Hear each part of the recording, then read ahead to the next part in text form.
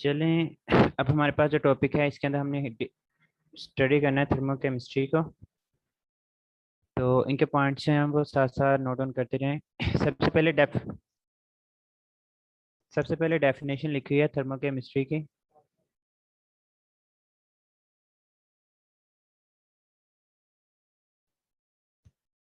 Definition हमारे पास कहता है the study of heat changes accompanying a chemical reaction, के किसी भी केमिकल रिएक्शन के दौरान हमारे पास कौन सी हीट चेंजेस हो रही होती हैं, उनकी स्टडी को हम लोग बेसिकली थर्मोकेमिस्ट्री का नाम देते हैं। थर्मो का वैसे भी लफ्ज़ी मतलब होता है हीट, और केमिस्ट्री मीन टू से जिसके अंदर हम लोग केमिस्ट्री को डिस्कस करेंगे। So the branch of chemistry in which we deal with the changes taking place in the heat content, उस चीज़ को जो है वो हम लोग थर्मोकेमिस्ट्री का नाम दे रहे होते हैं।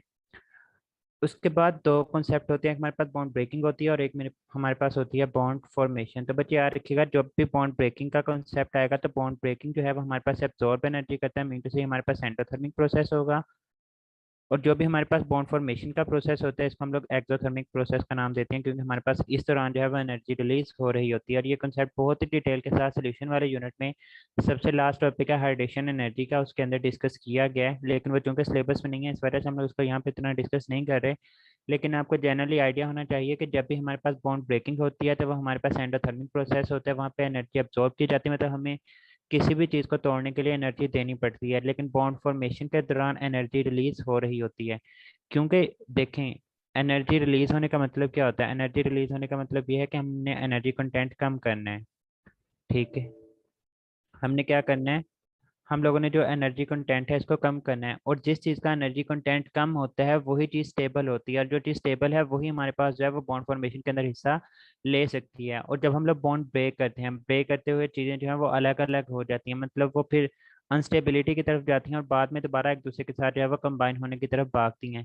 लेकिन जब हम लोग बॉन्ड ब्रेक करते हैं उस दौरान हमें एनर्जी देनी पड़ती है, मतलब हम लोग उसका एनर्जी कंटेंट बढ़ा देते हैं, जिसकी वजह से वो स्टेबिलिटी की तरफ जाएंगे और फिर से दोबारा से उनकी कोशिश होगी कि वो दोबारा से दूसरी चीज़ों के साथ कंबाइन करके अपनी एनर्जी को कम करें और अपने आप को जो है वो स्टेबल करें। हो तो जो बॉन्ड फॉर्मेशन होती है, जहाँ पे चीज़ें खुद विलिंग होती हैं कि एक दूसरे के साथ कंबाइन करें, और कंबाइन करने का पर्पज ही ये होता है चैप्टर नंबर 1 फिजिकल केमिस्ट्री का, जहाँ पे आप लोग पहले ही पेज के ऊपर एटम की ही डेफिनेशन पढ़ते हैं कि atom is the smallest particle of an element that can take part in a chemical reaction.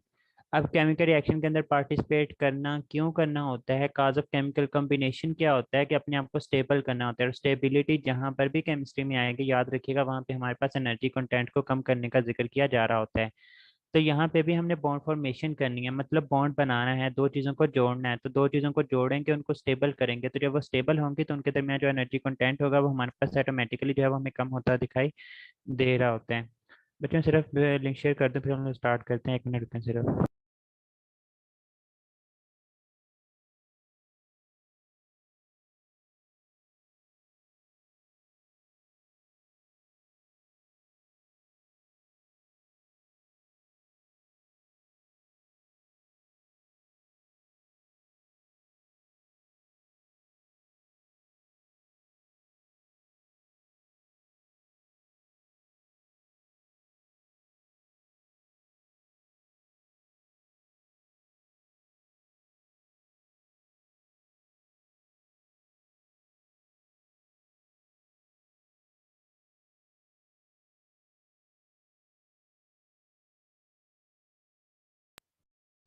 अच्छा बच्चों, लग गई समझ आप लोगों को इस कंसेप्ट की कि बॉन्ड फॉर्मेशन और बॉन्ड ब्रेकिंग के दौरान क्या चीज़ हो रही होती है?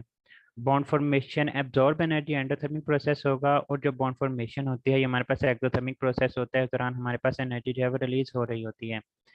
कहते हैं जो ओवरऑल एनर्जी चेंज होती है ना, मतलब एक पूरे स्टेप के दौरान जो एनर्जी चेंज होती है, याद रखिए जब भी हमारे पास एक कंप्लीट स्टेप होता है, उस कंप्लीट मतलब कंप्लीट रिएक्शन के दौरान हमने रिएक्टेंट्स को कंबाइन करना होता है। तो जो रिएक्टेंट्स होते हैं उनके दरमियान जो बॉन्ड्स होते हैं, हमें उन बॉन्ड्स को पहले तोड़ना पड़ता है, फिर जब रिएक्टेंट्स के बॉन्ड टूट जाते हैं तो फिर उन रिएक्टेंट्स को आपस में एक दूसरे के साथ इंटरमिक्स करते हैं, तो हमारे पास प्रोडक्ट्स बनते हैं, और प्रोडक्ट्स के दौरान जो है वो हमारे पास बॉन्ड फॉर्मेशन होती है। मतलब एक केमिकल रिएक्शन के दौरान एनर्जी हमें देनी भी पड़ती है। कब देनी पड़ती है? जब हम लोगों ने रिएक्टेंट्स के बॉन्ड तोड़ने होते हैं, और फिर उसी रिएक्शन के अंदर जब हम लोगों ने बॉन्ड फॉर्मेशन करनी होती है प्रोडक्ट्स के केस में, तो उस दौरान हमारे पास एनर्जी भी रिलीज हो रही होती है। मतलब एक ही केमिकल रिएक्शन के अंदर दोनों की दोनों चीज़ें जो हैं वो हो रही होती हैं। तो फिर हम लोग किस तरह से प्रिडिक्ट करते हैं कि ये रिएक्शन एंडो है या एक्सो है? तो हम लोग दोनों का एनर्जी डिफरेंस जो है वो कैलकुलेट कर लेते हैं। अगर तो हमारे पास एनर्जी डिफरेंस पॉजिटिव में आ जाता है तो हम लोग बोलते हैं कि हमारे पास एंडोथर्मिक प्रोसेस होगा। और अगर हमारे पास इसका ओवरऑल एनर्जी डिफरेंस जो है वो नेगेटिव में आता है तो हम लोग बोल रहे होते हैं कि वो हमारे पास एक्सोथर्मिक प्रोसेस जो है वो हमें देखने को मिल रहा होता है। So the overall energy change कहता है हमारे पास ओवरऑल एनर्जी चेंज होगी that occurs results from the difference between energy supplied for the breaking of reactant bonds, कि हमारे पास हमने जिन रिएक्टेंट्स को आपस में कंबाइन करके प्रोडक्ट बनाने हैं उन रिएक्टेंट्स के बॉन्ड को हमें पहले तोड़ना पड़ेगा। तो उन रिएक्टेंट्स के बॉन्ड्स को तोड़ने के लिए हमें एनर्जी सप्लाई करनी पड़ती है, मीन टू से हमें एंडोथर्मिक प्रोसेस होगा, हमें यहाँ पे एनर्जी देनी पड़ेगी। एंड दैट इवॉल्व, और जो हमारे पास खारिज होती है मतलब यहाँ पे एक्सोथर्मिक प्रोसेस है in the making of products bond, जो हमारे पास प्रोडक्ट्स वगैरह बन रहे होते हैं। मतलब जब हमारे पास प्रोडक्ट्स बनने होते हैं तो वो हमारे पास एक्सोथर्मिक है, और जो हमारे पास बॉन्ड तोड़ने होते हैं रिएक्टेंट्स के वो हमारे पास एंडोथर्मिक होते हैं। तो इन दोनों का जब हम लोग डिफरेंस लेंगे ना, तो डिफरेंस लेने के बाद अगर पॉजिटिव आ जाएगा तो उसको हम लोग बोलते हैं कि हमारे पास एंडोथर्मिक प्रोसेस है। और अगर ये हमारे पास नेगेटिव आ जाएगा तो हम लोग बोलेंगे कि ये जो रिएक्शन होगा वो हमारे पास एक्सोथर्मिक की कैटेगरी के अंदर हम लोग इसको कंसीडर कर रहे होते हैं। चैप्टर नंबर 7 है जी ये। उसके बाद कहते हैं the energy in the form of heat will either be evolve or absorbed and this is called heat of reaction. हमारे पास किसी भी केमिकल रिएक्शन के दौरान जो एनर्जी हीट की फॉर्म में एब्जॉर्ब हो या रिलीज हो उसको ओवरऑल जो है वो हम लोग हीट ऑफ रिएक्शन का नाम दे रहे होते हैं। बच्चे याद रखिएगा इंथैल्पी ऑफ रिएक्शन में तो आपने देखना है कि वो हमारे पास आया पॉजिटिव है या नेगेटिव है, तो किस तरह से प्रिडिक्ट करना है। हमने यहाँ पे कहा कि हमने डिफरेंस कैलकुलेट करना होता है, तो वो डिफरेंस क्या कैलकुलेट करना होता है, आया रिएक्टेंट्स माइनस प्रोडक्ट्स करना होता है या प्रोडक्ट्स माइनस रिएक्टेंट्स करना होता है। तो बच्चे इंथैल्पी ऑफ रिएक्शन जो है वो हमारे पास इक्वल होती है enthalpy of product minus enthalpy of reactant. ये फार्मूला जो है वो आप लोगों ने यहाँ पे याद रखना है, इसका स्क्रीनशॉट ले लें, हम लोग आगे चलते हैं। सर जो एनर्जी रिलीज करेंगे वो हमारे पास स्टेबल कंपाउंड्स होंगे। जी, एनर्जी रिलीजिंग एक्सोथर्मिक और ये स्टेबल होते हैं। हमने एक्टिवेशन एनर्जी में चैप्टर नंबर 11 में रिएक्शन काइनेटिक्स में ऑलरेडी ये चीज डिस्कस कर ली हुई है। ओके चलें जी, इसके बाद नेक्स्ट आ जाते हैं। जी जी sir difference of product minus difference of reactant से हमें पता चलेगा कि एंडो एक्सो है। जी, मतलब इन थेरेपी ऑफ प्रोडक्ट जो है इस दौरान हमारे पास एनर्जी क्या होती है, रिलीज होती है, तो ये हमारे पास एक्सो करेंगे माइनस जो इंथैल्पी ऑफ रिएक्टेंट्स हम लोगों ने इसको एनर्जी देनी होती है तो इसका हम लोग माइनस करते हैं, मतलब प्रोडक्ट्स में से माइनस की इंथैल्पी कैलकुलेट करते हैं। अगर तो इसका आंसर पॉजिटिव में आएगा तो वेंडो होगी, और अगर नेगेटिव में आएगा तो वो एक्सो होगी।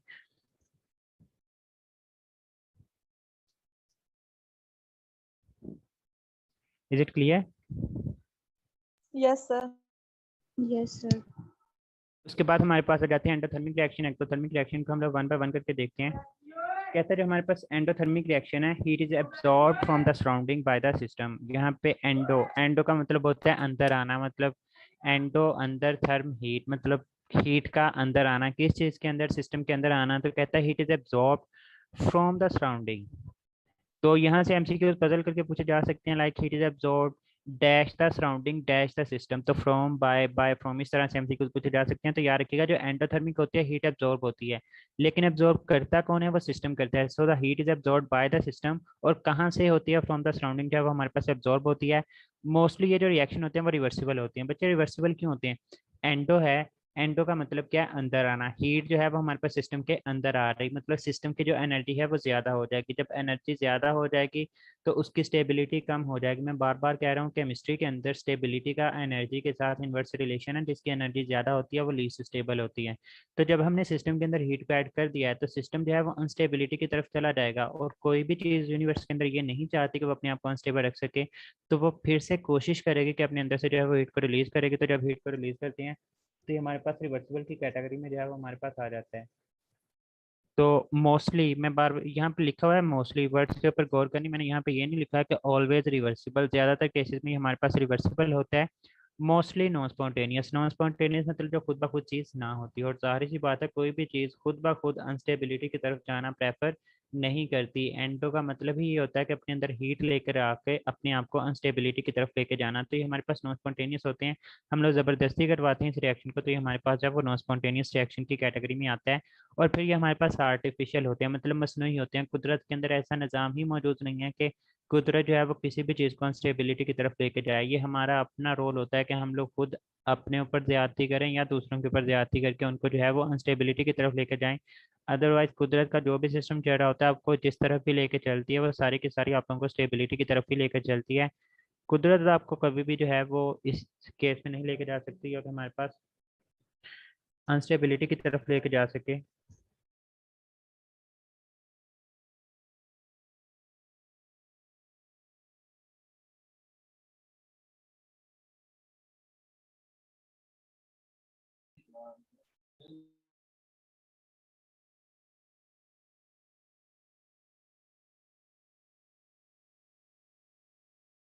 इस, इसको हम लोग बोलते हैं कि हमारे पास आर्टिफिशियल प्रोसेस होगा और नॉन रियल होगा, मतलब रियलिटी के अंदर ये चीज़ नहीं होती।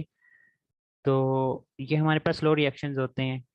स्लो रिएक्शन मतलब जब ज़बरदस्ती करवानी है किसी भी चीज़ के साथ तो वो इतनी जल्दी के साथ नहीं होता, वो स्लो स्लो रिएक्शन ही सारे के सारे प्रोसीड होते हैं।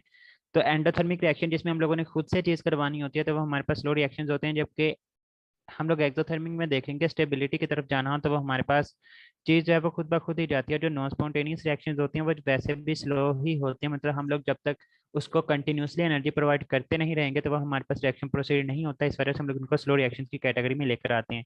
इनकी जो इंथाल्पी होती है, इंथाल्पी क्या है कि enthalpy of product minus enthalpy of reactants, मतलब H P minus H R अगर आप लोगों ने कैलकुलेट करनी है तो अगर तो इसका आंसर ग्रेटर देन जीरो है मीन टू से पॉजिटिव इंटीग्रल्स में आता है तो इसको हम लोग बोलते हैं कि यहाँ पे हमारे पास जो इंथाल्पी होगी वो हमारे पास ग्रेटर देन जीरो हमें देखने को मिलती है। फिर कहता है कि activation energy of forward is greater than activation energy of backward reactions. हम लोगों ने ग्राफ इसका डिस्कस कर लिया और हम लोग फिर से डिस्कस करते हैं। एंडोथर्मिक मतलब जिसमें प्रोडक्ट्स की एनर्जी जो है वो ज़्यादा होगी, तो ये हमारे पास इस तरह से ग्राफ होगा। तो अब यहाँ से लेकर यहाँ तक ये मैं लिख रहा हूँ आर मीन टू से ये एक्टिवेशन एनर्जी ऑफ रिवर्स है, और यहाँ से लेकर यहाँ तक मैं लिख रहा हूँ एफ मीन टू से ये एक्टिवेशन एनर्जी ऑफ फॉरवर्ड है। तो यहाँ पे आप लोगों को देखने को मिल सकता है कि activation energy of forward is greater than activation energy of backward reactions.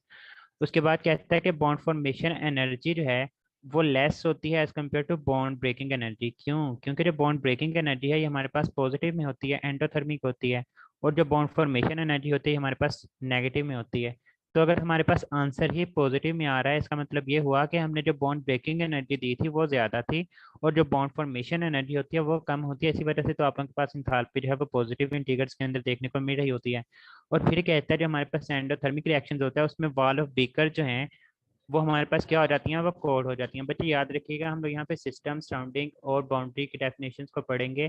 तो जब हम लोग एक सिस्टम को डिफाइन करते हैं, लाइक मैं कहता हूँ मैंने एक रिएक्शन जो है वो एक बीकर के अंदर परफॉर्म करवाया, तो वो जो बीकर की वॉल्स होंगी ना वो भी हमारे पास सराउंडिंग के अंदर आती हैं। तो ओवरऑल जो एनर्जी इंक्रीज होती है वो हमारे पास सिस्टम की इंक्रीज होती है, जबकि जो वॉल्स होती हैं वो क्या आती हैं, हम लोग उनको सराउंडिंग के अंदर कंसिडर कर रहे होते हैं। तो जो सराउंडिंग की एनर्जी होती है ना, जो सराउंडिंग की इंथाल्पी वो हमें कम ही देखने को मिलती है। तो एंडोथर्मिक रिएक्शन में जो बीकर की वाल्स होती है ना वो भी ठंडी हो जाती हैं। बच्चे यहाँ पे बहुत ज़्यादा कंफ्यूज करते हैं कि सर एंडोथर्मिक रिएक्शन है, एनर्जी अंदर आ रही है तो हमारे पास इसकी एनर्जी कम होनी चाहिए, लेकिन बच्चे याद रखिएगा जो बाउंड्री होती है ना वो भी सराउंडिंग का ही हिस्सा होती है, मतलब जो वाल्स होंगी वो भी सराउंडिंग के अंदर आती हैं। तो जो एनर्जी इंक्रीज होती है वो सिस्टम की होती है, मतलब जो सिस्टम के अंदर पड़ा हुआ हमारे पास सोल्यूशन होगा, बीकर के अंदर पड़ा हुआ सोल्यूशन वो हमारे पास सिस्टम है, लेकिन उस बीकर की जो दीवारें हैं या फिर हमारे पास सूरज की सराउंडिंग है वो हमारे पास क्या होती है, वो हमारे पास ठंडी होती हुई हमें दिखाई दे रही होती हैं।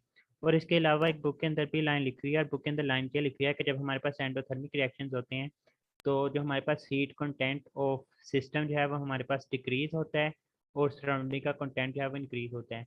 बच्चे ये बात इस हिसाब से लिखा है, मतलब उसने क्लियर कट नहीं लिखा हुआ है।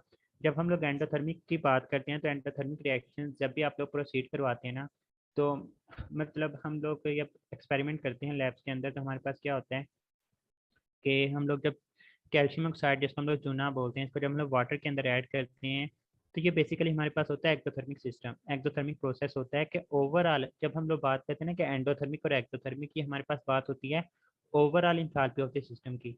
लेकिन अगर आप लोगों का कभी इत्तेफाक हुआ हो कि आप लोगों ने कभी चूने को पानी में मिक्स किया हो तो अगर आप लोग उस बीकर को हाथ लगा के कोशिश करेंगे तो आप लोगों को बहुत ही हॉट जो है वो महसूस होता है। उसकी रीज़न क्या होती है कि शुरू शुरू में सिस्टम की जो इंथाल्पी होता है, जो टेम्परेचर होता है वो हमें ज़्यादा देखने को मिला होता है, लेकिन बाद में क्या होता है कि हमारे पास आहिस्ता आहिस्ता जो है वो हमारे पास उसकी एनर्जी जो है वो हमारे पास कम होती जाएगी।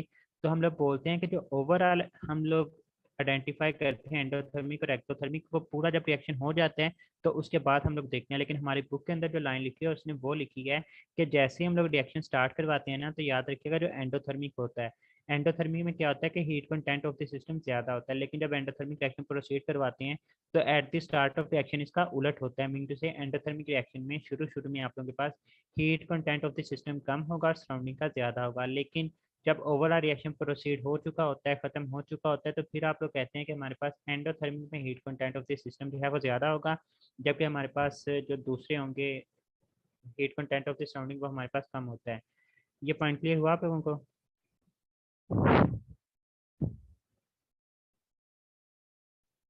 सर ये activation energy forward you are एक बार रिपीट करते पॉइंट उसको थोड़ा समझा दें।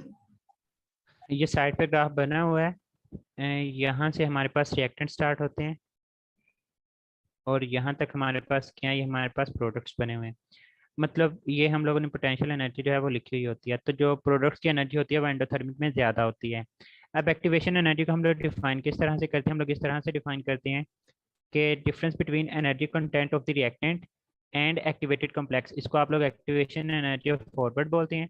And difference between enthalpy of product and enthalpy of activation energy, इनके दरमियान जो डिफरेंस होता है वो हमारे पास एक्टिवेशन एनर्जी ऑफ रिवर्स कहलाता है। तो यहाँ पे आप लोगों को डायग्राम के अंदर ही क्लियर कट शो हो रहा है कि हमारे पास जो एक्टिवेशन एनर्जी ऑफ फॉरवर्ड है इसकी वैल्यू हमारे पास ज़्यादा है, और जो एक्टिवेशन एनर्जी ऑफ रिवर्स है इसकी वैल्यू जो है वो हमारे पास कम होगी। Is it clear? Yes sir, thank you. अच्छा, अगर मैं आपसे पूछूं कि जो एंडोथर्मिक रिएक्शंस होते हैं इनमें बॉन्ड इन प्रोडक्ट स्टेबल होते हैं या लीस्ट स्टेबल होते हैं? लीस्ट स्टेबल होते हैं। तो यहाँ पे आप लोग ये भी पॉइंट लिख सकते हैं, मैं लिख ही देता हूँ कि जो हमारे पास बॉन्ड्स इन प्रोडक्ट्स होते हैं, बॉन्ड ऑफ प्रोडक्ट्स होते हैं, चूंकि इनकी एनर्जी ज़्यादा होती है तो ये हमारे पास लेस स्टेबल होंगे, या फिर आप लोग यहाँ पे वर्ड इस्तेमाल कर सकते हैं कि ये जो बॉन्ड होते हैं वो हमारे पास वीक होते हैं, जबकि बॉन्ड ऑफ रिएक्टेंट्स होते हैं ये हमारे पास स्ट्रॉन्ग होते हैं। तो स्ट्रॉन्ग बॉन्ड होंगे, इन्हें तोड़ने के लिए ज़्यादा एनर्जी देनी पड़ेगी, जब ज़्यादा एनर्जी देनी पड़ेगी तो वो हमारे पास एंडोथर्मिक की कैटेगरी में जो है वो हम लोग इसको कंसीडर कर रहे होते हैं। Is it clear sir? जी? सर ये बॉन्ड ब्रेकिंग एनर्जी ज्यादा कैसे होगी सर? एंडोथर्मिक कोई भी हो सकता है ना, मतलब अगर दो रिएक्टेंट मिलके एक प्रोडक्ट बना रहे हैं तो वो उनकी बॉन्ड फॉर्मेशन हो रही है, तो वो भी एंडोथर्मिक रिएक्शन हो ही सकता है। तो हो सकता है, तो देखें उसकी दो रिएक्टेंट, फॉर्मेशन एनर्जी ज्यादा हुई ना। मतलब आपकी मुझे ये आप वाली कह रहे, जी जी, मुझे ये वाला सेकंड लास्ट पॉइंट नहीं समझ आया। Bond formation energy is lower than bond breaking energy. देखिए बॉन्ड ब्रेक करने के लिए हमें एनर्जी देनी पड़ती है, लेनी पड़ती है, मतलब अब्जॉर्ब होगी या रिलीज होगी? वो उससे ऑब्वियसली उसे देनी पड़ती है सर, मतलब अब्जॉर्ब भी होती है। तो ये क्या होगा फिर, एंडोथर्मिक ही होगा। ये तो एंडोथर्मिक आ गया सर। मैं कह रहा हूँ कि ऐसे भी तो होता है कि दो रिएक्टेंट मिल के, मतलब उनकी बॉन्ड फॉर्मेशन हो रही है लेकिन वो है एंडोथर्मिक वो। मतलब आप कह रहे हैं कि ए प्लस बी मिले और ए बी बना दें? हाँ जी, तो और बच्चे ये एंडोथर्मिक हो सकता है। ए जो है, क्या मतलब ए के मॉलिक्यूल्स के दरमियान बॉन्ड नहीं होते? अच्छा, तो मतलब वो इंटरमॉलिक्यूलर हो गया वो, मतलब उसके जी, इंट्रामोलेकुलर भी होती हैं। वो इंट्रामोलेकुलर फिर भी उनकी बॉन्ड ब्रेकेज ही होगी। तो जाहिर सी बात है उनको तोड़ेंगे। देखें जब हम लोग पढ़ते हैं ना, मतलब आप लोग सैचुरेटेड और अनसैचुरेटेड सुपर सैचुरेटेड का कॉन्सेप्ट पढ़ते हैं, हम लोग कहते हैं कि हमने जो सैचुरेटेड होता है वो चीज़ मुकम्मल तौर पे हमारे पास जितनी सल्यूट हल होनी होती है वो हो चुकी होती है, लेकिन फिर हम लोग क्या करते हैं कि हम लोग टेम्परेचर को बढ़ाते हैं, टेम्परेचर को बढ़ाने के नतीजे में हमारे पास जो सॉल्वेंट के पार्टिकल्स होते हैं उनके दरमियान हम लोग डिस्टेंस जो है वो बढ़ा देते हैं, मतलब उनके दरमियान गैप्स आ जाती हैं जिसके अंदर सल्यूट जो है वो फर्दर इंट्रैप हो सकते हैं, तो सोलबिलिटी जो है वो फर्दर इंक्रीज हो जाती है, और इस केस में हम लोग उसको सुपर सैचुरेटेड डिफाइन कर रहे होते हैं। So similar case in case जो आप कह रहे हैं कि ए प्लस बी मिले और हमारे पास ए भी बने, तो ए और बी इनके अपने भी मॉलिक्यूल्स के दरमियान हो सकती है, लेकिन जो आप एग्जांपल बोल रहे हैं ये अगर हम लोग इसको इंटरमोलेकुलर के हिसाब से ही देखें तो यहाँ पे हमारे पास जो ए और बी की इटसेल्फ एनर्जी जो है वो जीरो होगी और हमारे पास ए भी आपस में कंबाइन करेंगे, वहाँ पे बॉन्ड फॉर्मेशन होगी, उसको हम लोग एक्सोथर्मिक की ही कैटेगरी में लेकर जाते हैं अगर पर्टिकुलरली आप वाले एग्जांपल को मैं डिफाइन करना चाहूँ। लेकिन मैं फिर वही क्लियर कर रहा हूँ कि जो ए और बी आप अकेले अकेले बोल रहे हैं ना, इनके अपने मॉलिक्यूल्स के दरमियान भी आप लोगों को फोर्स ऑफ अट्रैक्शन देखने को मिल सकती हैं और उन्हें एनर्जी अगर वो एंडोथर्मिक एग्जाम्पल में आता है तो ए के मॉलिक्यूल्स के दरमियान हमें जो बॉन्ड्स होते हैं उनको तोड़ना पड़ेगा, बी के मॉलिक्यूल्स के दरमियान बॉन्ड्स को तोड़ना पड़ेगा, फिर ए और बी को आपस में कंबाइन करके जो है वो हमें एनर्जी रिलीज होती हुई दिखाई देती है। तो जो एनर्जी हम लोग दे रहे होते हैं ना तोड़ने के लिए वो ज़्यादा हो सकती है as compare to energy releasing in case of bond formation. Okay sir, ये तो आगे समझ। अब ये जो आपने बॉन्ड ऑफ प्रोडक्ट, ये लेस स्टेबल कैसे होगा? एंडोथर्मिक है ना, एंडो में एनर्जी ज़्यादा होती है सिस्टम की, और जिस चीज़ की एनर्जी ज़्यादा होती है वो क्या होता है, वो लीस्ट स्टेबल होता है, मतलब वीक होगा, वो टूट जाएगा आसानी के साथ। ऐसा भी होता है सर? ऐसा ही होता है। Sir thank you so much sir. Next हमारे पास आ जाता है एक्सोथर्मिक रिएक्शन। एक्सोथर्मिक रिएक्शन इसका उलट। अच्छा, अगर हम लोग इसी को देखें तो इसके अंदर आप लोग फर्दर डेल्टा एच नेगेटिव होता है जो कि इंथाल्पी होती है, और इसको हम लोग कहाँ पे ऑब्जर्व करते हैं, याद रखिएगा जो हमारे पास डेल्टा एच होता है इसको हम लोग एट कांस्टेंट प्रेशर ऑब्जर्व करते हैं। जो हमारे पास डेल्टा ई होता है, डेल्टा ई क्या होता है, ये हमारे पास इंटरनल एनर्जी का डिफरेंस होता है, ये भी हम लोग आगे जाके पढ़ते हैं। एनी है, यहाँ पे सिर्फ पॉइंट लिख लें कि E P minus E R की इक्वल होते हैं, मतलब प्रोडक्ट्स की इंटरनल एनर्जी माइनस रिएक्टेंट्स की इंटरनल एनर्जी। सॉरी, यहाँ पे डेल्टा पॉजिटिव आएगा। तो यहाँ पे जो हमारे पास इंटरनल एनर्जी का डिफरेंस होता है वो भी आपको पॉजिटिव देखने को मिलता है, लेकिन याद रखिएगा जो हम लोग इंटरनल एनर्जी मेजर करते हैं वो एट कांस्टेंट वॉल्यूम होती है, और जो इंथाल्पी का डिफरेंस होता है वो एट कांस्टेंट प्रेशर जो है वो हम लोग मेजर कर रहे होते हैं। ये सिर्फ मैं पॉइंट्स लिखवा रहा हूँ एंडोथर्मिक और एक्सोथर्मिक को क्लियर करने के लिए, बाकी इसको हमने डिटेल में पढ़ना है, इंथाल्पी क्या होती है, इंटरनल एनर्जी क्या होती है, इनको वन बाय वन करके डिस्कस करना है। लेकिन मैं सिर्फ यहाँ पे क्लियर करने की कोशिश कर रहा हूँ कि अगर आप उनको यहाँ से मतलब पूछे कि which of following is not the feature of endothermic reaction, which of following is not the feature of exothermic reaction, तो उस तरह से आप लोगों को ये पॉइंट्स एटलीस्ट हैं वो क्लियर हो जाने चाहिए यहाँ से। जी बच्चे, फर्स्ट क्लास थर्मल। जी जी, एनर्जी एट एंथैल्पी हम कांस्टेंट प्रेशर पे लेंगे। Internal energy enthalpy at constant pressure, internal energy at constant volume.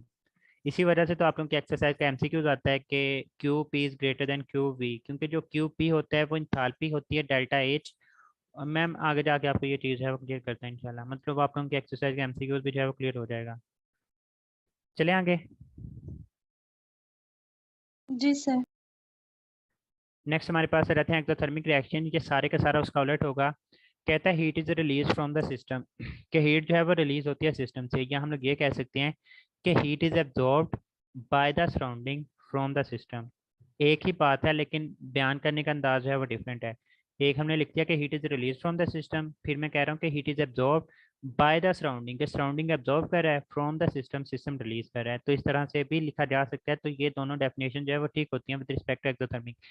Mostly irreversible होते हैं। इरिवर्सिबल क्यों होते हैं? एक्सोथर्मिक होते हैं मतलब एनर्जी को रिलीज करते हैं, अपना एनर्जी कंटेंट कम कर देते हैं, स्टेबिलिटी की तरफ चले जाते हैं, जो चीज़ स्टेबल हो जाती है वो कोशिश ही नहीं करती कि वो वापस रिएक्टेंट्स की तरफ जाए, मतलब अनस्टेबिलिटी की तरफ जाए। तो ये हमारे पास जो है वो इरिवर्सिबल की कैटेगरी में जो है वो हमारे पास आ जाता है। फिर कहता है ये हमारे पास मोस्टली स्पॉन्टेनियस रिएक्शंस होते हैं, मतलब एक बंदा बिल्कुल जो है वो अनस्टेबल पड़ा हुआ है तो वो खुद ब खुद कोशिश करेगा कि वो स्टेबिलिटी की तरफ जाने की कोशिश करे, वो अपने एनर्जी कंटेंट को कम करने की कोशिश करेगा, तो इसका हम लोग जो है वो स्पॉन्टेनियस। लेकिन फिर वही बात आती है कि मैंने साथ में मोस्टली मोस्टली का वर्ड लिखा हुआ है, मैंने ये नहीं लिखा हुआ कि ऑलवेज। केमिस्ट्री के अंदर ऑलवेज का वर्ड इस्तेमाल करना बहुत ही ज़्यादा मुश्किल होता है, क्योंकि बात हम एक दिन करते हैं तो दूसरे दिन हमें उसका नलीफाइड एक्सपेरिमेंट देखने को मिल रहा होता है जो इस चीज़ को बिल्कुल ही ख़राब कर रहा होता है। एनी हाउ नेक्स्ट देखें तो ये रियल प्रोसेसेस होते हैं, मतलब कुदरत के अंदर होने वाले होते हैं, चीज़ों को स्टेबिलिटी की तरफ लेके जाना कुदरत का काम होता है, और ये हमारे पास हमें देखने को मिल रहे होते हैं सारे के सारे प्रोसेसेस।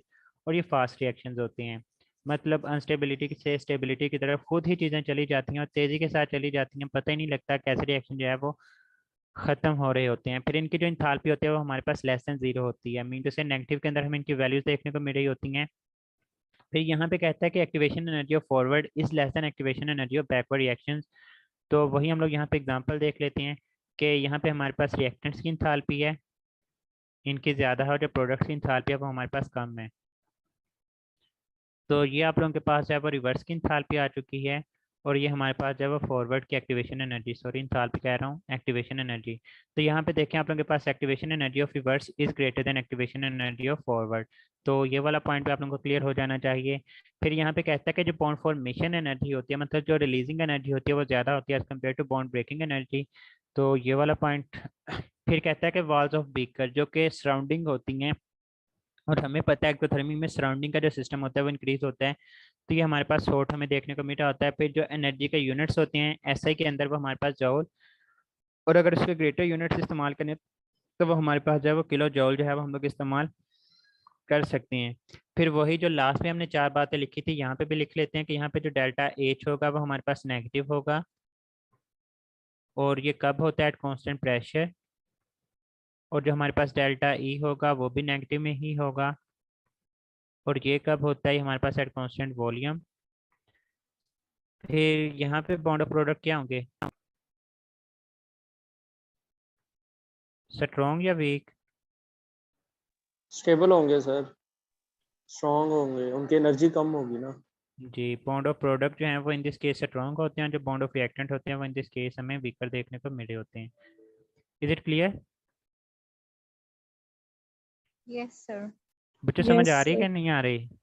सर लास्ट पॉइंट दोबारा प्रोडक्ट स्ट्रॉन्ग वाली। बच्चे एक्सोथर्मिक रिएक्शंस हैं, एक्सो में एनर्जी रिलीज होती है, मतलब रिएक्टेंट्स की एनर्जी पहले ज़्यादा थी, लेकिन सिस्टम से जब एनर्जी रिलीज हो गई तो प्रोडक्ट की एनर्जी जो है वो कम रह चुकी है। और जब एनर्जी कम होती है ना, वो चीज़ स्टेबल होती है। जो चीज़ स्टेबल होती है मतलब प्रोडक्ट यहाँ पे स्टेबल है। स्टेबल से मुराद ये है कि इसके जो बॉन्ड्स होंगे ना प्रोडक्ट्स के दरमियान वो हमारे पास स्ट्रॉन्ग होंगे, जबकि इसमें जो रिएक्टेंट थे वो अनस्टेबल थे, उनकी एनर्जी ज़्यादा। आप लोगों को डायग्राम के अंदर भी देखने को मिला है कि जो रिएक्टेंट्स का एनर्जी लेवल है वो हमारे पास क्या है, वो ज़्यादा है। जब रिएक्टेंट्स की एनर्जी ज़्यादा होगी मीन टू से वो हमारे पास अनस्टेबल होती हैं। जब अनस्टेबल होती है तो उनकी जो हमारे पास बॉन्ड मतलब वो होती है एनर्जी, वो हमारे पास हमें ज़्यादा देखने को मिलती है। इस वजह से हम लोग बोलते हैं कि हमारे पास वीकर होते हैं, क्योंकि केमिस्ट्री के अंदर एनर्जी और स्टेबिलिटी इन्वर्सली रिलेटेड होते हैं। Clear sir. सर ये इंटरनल एनर्जी और इंथैल्पी जो है इनका एक ही है, इनके जी यानी एक नेगेटिव होगा तो दूसरा भी नेगेटिव ही होगा। जी जी जी। Okay sir. उसके बाद एग्जांपल देख लें एंडोथर्मिक और एक्सोथर्मिक रिएक्शन के। हमारी बुक के अंदर जितने भी एग्जांपल गिवन है, अगर एक्सोथर्मिक देखें तो बॉन्ड फॉर्मेशन एक्सोथर्मिक एग्जांपल में आता है, रेस्पिरेशन एक्सोथर्मिक एग्जांपल, फ्रीजिंग। मतलब इनको आप लोग क्रैम कर लें जिस तरह से मर्जी कर लें। हमारी बुक के अंदर जितनी भी एग्जांपल्स गिवन है ना एंडोथर्मिक और एक्सोथर्मिक की, वो आप लोगों के सामने लिखी हुई हैं। इनको देख लें, कॉन्सेप्ट बना लें जिस तरह से भी बनाने हैं। लेकिन ये बात याद रखें कि एक्सोथर्मिक एग्जांपल्स के अंदर कौन कौन सी चीज़ें। अब यहाँ पे देखें कि ये दो तो हमारी केमिस्ट्री के अंदर लिखे हुए हैं ना कि combustion and neutralization are always exothermic reaction की जो इंथैल्पी होती है वो हमेशा नेगेटिव में होती है। फिर हम लोग जब तीसरी इंथैल्पी पढ़ते हैं वो हमारे पास होती है एटमाइजेशन की, वो हमेशा हमारे पास पॉजिटिव होती है। वो यहाँ पे लिखी नहीं हुई, वो भी हम लोग यहाँ पे ऐड कर देते हैं एंडोथर्मिक में, कि जो इंथैल्पी ऑफ एटमाइजेशन होती है ये भी हमारे पास क्या होती है, ऑलवेज पॉजिटिव होती है। बाकी इंथैल्पी ऑफ रिएक्शन हो गया, इंथैल्पी ऑफ, एटमाइजेशन क्या होता है? ये पढ़ेंगे इंथैल्पी ऑफ एटमाइजेशन के अंदर, आगे इंथैल्पी आनी है सारी की सारी। मतलब कि कोई भी हमारे पास गैशियस जो है हमारे पास फिजिकल स्टेट्स पड़ी हुई हों, मतलब किसी भी सब्सटेंस का अपनी फिजिकल स्टैंडर्ड फिजिकल स्टेट से उठ के 1 मोल ऑफ प्रोडक्ट बना देना गैशियस फॉर्म के अंदर, उसको जो है वो हम लोग बोलते हैं कि हमारे पास, एक मिनट,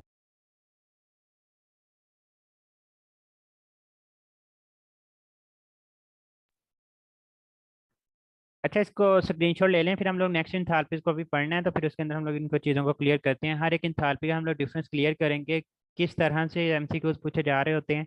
तो ये सारी की सारी इंथैल्पीज इंशाल्लाह आप लोगों को क्लियर हो जाएंगे, इसमें किसी भी किस्म का इशू नहीं रहेगा।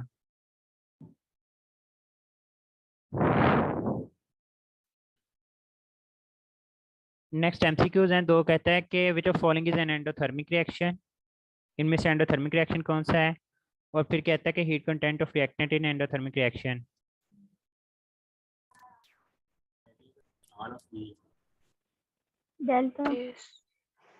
all of these तो इसका जो राइट ऑप्शन है वॉल ऑफ, सेकंड वन क्या होगा, heat content of reactant in endothermic reaction.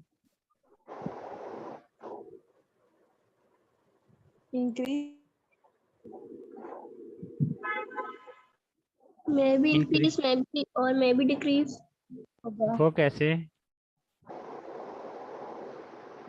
Beta आएगा सर। डिक्रीजेस। बच्चे एंडोथर्मिक है ना, तो एंडोथर्मिक में प्रोडक्ट्स की एनर्जी ज़्यादा होती है तो रिएक्टेंट्स की एनर्जी कम होती जाएगी, तो यहाँ पे हमारे पास राइट ऑप्शन जो है वो डिक्रीज आ जाएगा।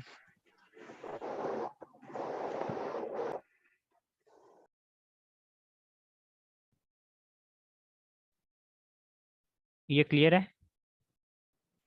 सर एनर्जी जब अब्जॉर्ब होगी तो वो इंक्रीज नहीं होगी। बच्चे रिएक्टेंट लिखा है, प्रोडक्ट तो लिखे नहीं है। Okay sir. सर रिएक्टेंट ज्यादा स्टेबल है तो उनके लिए ज्यादा एनर्जी नहीं चाहिए होगी। हीट कंटेंट उनकी अपनी, मतलब हीट कंटेंट क्या होता है रिएक्टेंट्स का? रिएक्टेंट जो है एंडोथर्मिक में वो स्टेबल होते हैं। Okay sir. सर इलेक्ट्रॉन्स में इलेक्ट्रिसिटी प्रोवाइड करती है ये। जी। ठीक है। चलें जी, नेक्स्ट हम लोग मूव करते हैं।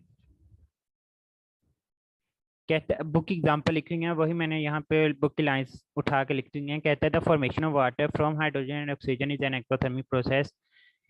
तो यहाँ से हम लोग क्या कंक्लूड कर सकते हैं कि जो हमें हाइड्रोजन और ऑक्सीजन को बॉन्ड तोड़ने के लिए एनर्जी देनी पड़ी वो कम है या ज़्यादा है? हम तो जो हाइड्रोजन और ऑक्सीजन हमारे पास रिएक्टेंट्स हैं, इनको तोड़ने के लिए मतलब जो हमने एनर्जी दी वो हमारे पास कम होगी, और जो फॉर्मेशन ऑफ वाटर हुई है, मतलब बॉन्ड फॉर्मेशन हुई है वाटर के केस में, उसकी एनर्जी ज़्यादा होती है, मतलब ज़्यादा एनर्जी रिलीज हुई है, तो इसी वजह से हम लोग बोलते हैं कि हमारे पास क्या है, ये हमारे पास एक्सोथर्मिक रिएक्शन की कैटेगरी में जो है वो आ रहा होता है। फिर कहता है the combustion of carbon in oxygen is exothermic process. किसी भी चीज़ की कंबस्शन होगी वो एक्सो ही होगी, हम लोग इंथैल्पी ऑफ रिएक्शन के अंदर भी जाकर डिस्कस करेंगे। नेक्स्ट कहता है in the Haber process the formation of ammonia is also an exothermic process. इसी तरह से in the contact process formation of SO3 is also an exothermic process. तो ये हमारे पास उसकी एग्जांपल के अंदर फर्दर देखें तो ये रिएक्शन भी लिखा हुआ है कि N2+3H2 कंबाइन होकर हमारे पास 2NH3 बनाते हैं। उसकी जो डेल्टा H होती है वो -41.6 किलो जूल पर मोल होती है। जो 8th यूनिट है उसके अंदर उसने -92 पॉइंट समथिंग लिखा हुआ है, लेकिन वो किलो जॉल के अंदर लिखा है, मीन से वो जो वैल्यू है वो 2 मोल्स के लिए है, लेकिन अगर आपसे वो 1 मोल के लिए पूछता है तो N2+3H2 मिलकर 2NH3 बनाएं तो इसकी जो इंथैल्पी ऑफ रिएक्शन फॉर 1 मोल होगी वो -41.3 होती है, लेकिन अगर दोनों मोल्स की बात करें तो वो हमारे पास 92.6 या फिर 92.4 इतनी ही वैल्यू है वो आप लोगों को देखने को मिल रही होती है। Is it clear?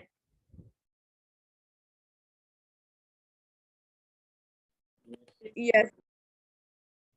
फिर कहता था डिकम्पोजिशन, डिकम्पोज करना है मतलब तोड़ना है। तोड़ना है, जब किसी चीज़ को तोड़ना है तो एनर्जी देनी पड़ेगी। तो कहता था decomposition of water into oxygen and hydrogen is an endothermic process. तो यहाँ पे हमारे पास क्या होगी, decomposition is an example of endothermic processes. फिर देखें, कहते हैं when 1 mole of nitrogen combines with 1 mole of oxygen to yield the nitrogen oxide, तो एब्जॉर्ब होती है 180.51 kilo joule of heat is absorb by the system and the reaction is endothermic. तो ये सारी की सारी बुक के ही एग्जांपल्स हैं, इनको आप लोगों ने नोट डाउन कर लेना है कि बुक के अंदर एटलीस्ट जितने रिएक्शन लिखे हुए हैं ना चैप्टर नंबर 7 के अंदर, वो आप लोगों को पता होनी चाहिए कि ये किस किस के एग्जांपल के अंदर जो है वो हम लोगों ने कोड किए हुए हैं। तो इस तरह से जो है वो इंशाल्लाह चीज़ें जो है वो आप लोगों की फर्दर जो है वो क्लियर होती जाएंगी। तो यहाँ तक हमारे पास जो है वो एंडो एक्सो का जो कंसेप्ट था वो खत्म हो जाता है। आगे चलें। Yes sir. नेक्स्ट आ जाता है topic spontaneous and non spontaneous reactions का। इनको हम लोग 1 बाय 1 करके डिस्कस कर लेते हैं। स्पॉन्टेनियस मतलब खुद ब खुद होने वाला, takes place without any outside resistance, मतलब किसी भी किस्म की हेल्प आउट नहीं ले रहा और ये हमारे पास रिएक्शन खुद ही प्रोसीड होगा। It moves from the non equilibrium state ये हमारे पास, मतलब पहले नॉन इक्विलिब्रियम से मुराद क्या होता है कि रिएक्शन जो है वो स्टॉप हुआ हुआ होता है। तो जो स्पॉन्टेनियस होता है हमारे पास इक्विलिब्रियम स्टेट की तरफ, मतलब अपने आप को स्टेबिलिटी की तरफ लेके चला जाता है, तो नॉन इक्विलिब्रियम स्टेट से इक्विलिब्रियम स्टेट की तरफ हमारे पास चला जाता है। ये रियल होता है और नेचुरल प्रोसेस होता है। स्पॉन्टेनियस रिएक्शन मतलब जो खुद होने वाला हो वो नेचुरल कुदरत के अंदर ही होता है हमारे पास। फिर यूनिडायरेक्शनल होता है, मतलब अनस्टेबिलिटी से ये स्टेबिलिटी की तरफ तो चला जाता है, लेकिन फिर स्टेबिलिटी से अनस्टेबिलिटी की तरफ जाने को बिल्कुल भी प्रेफर नहीं करेगा, तो ये हमारे पास यूनिडायरेक्शनल होता है और इरिवर्सिबल होता है। अगेन आगे आप लोग लिख सकते हैं कि ये जनरली ही होता है, नॉट ऑलवेज।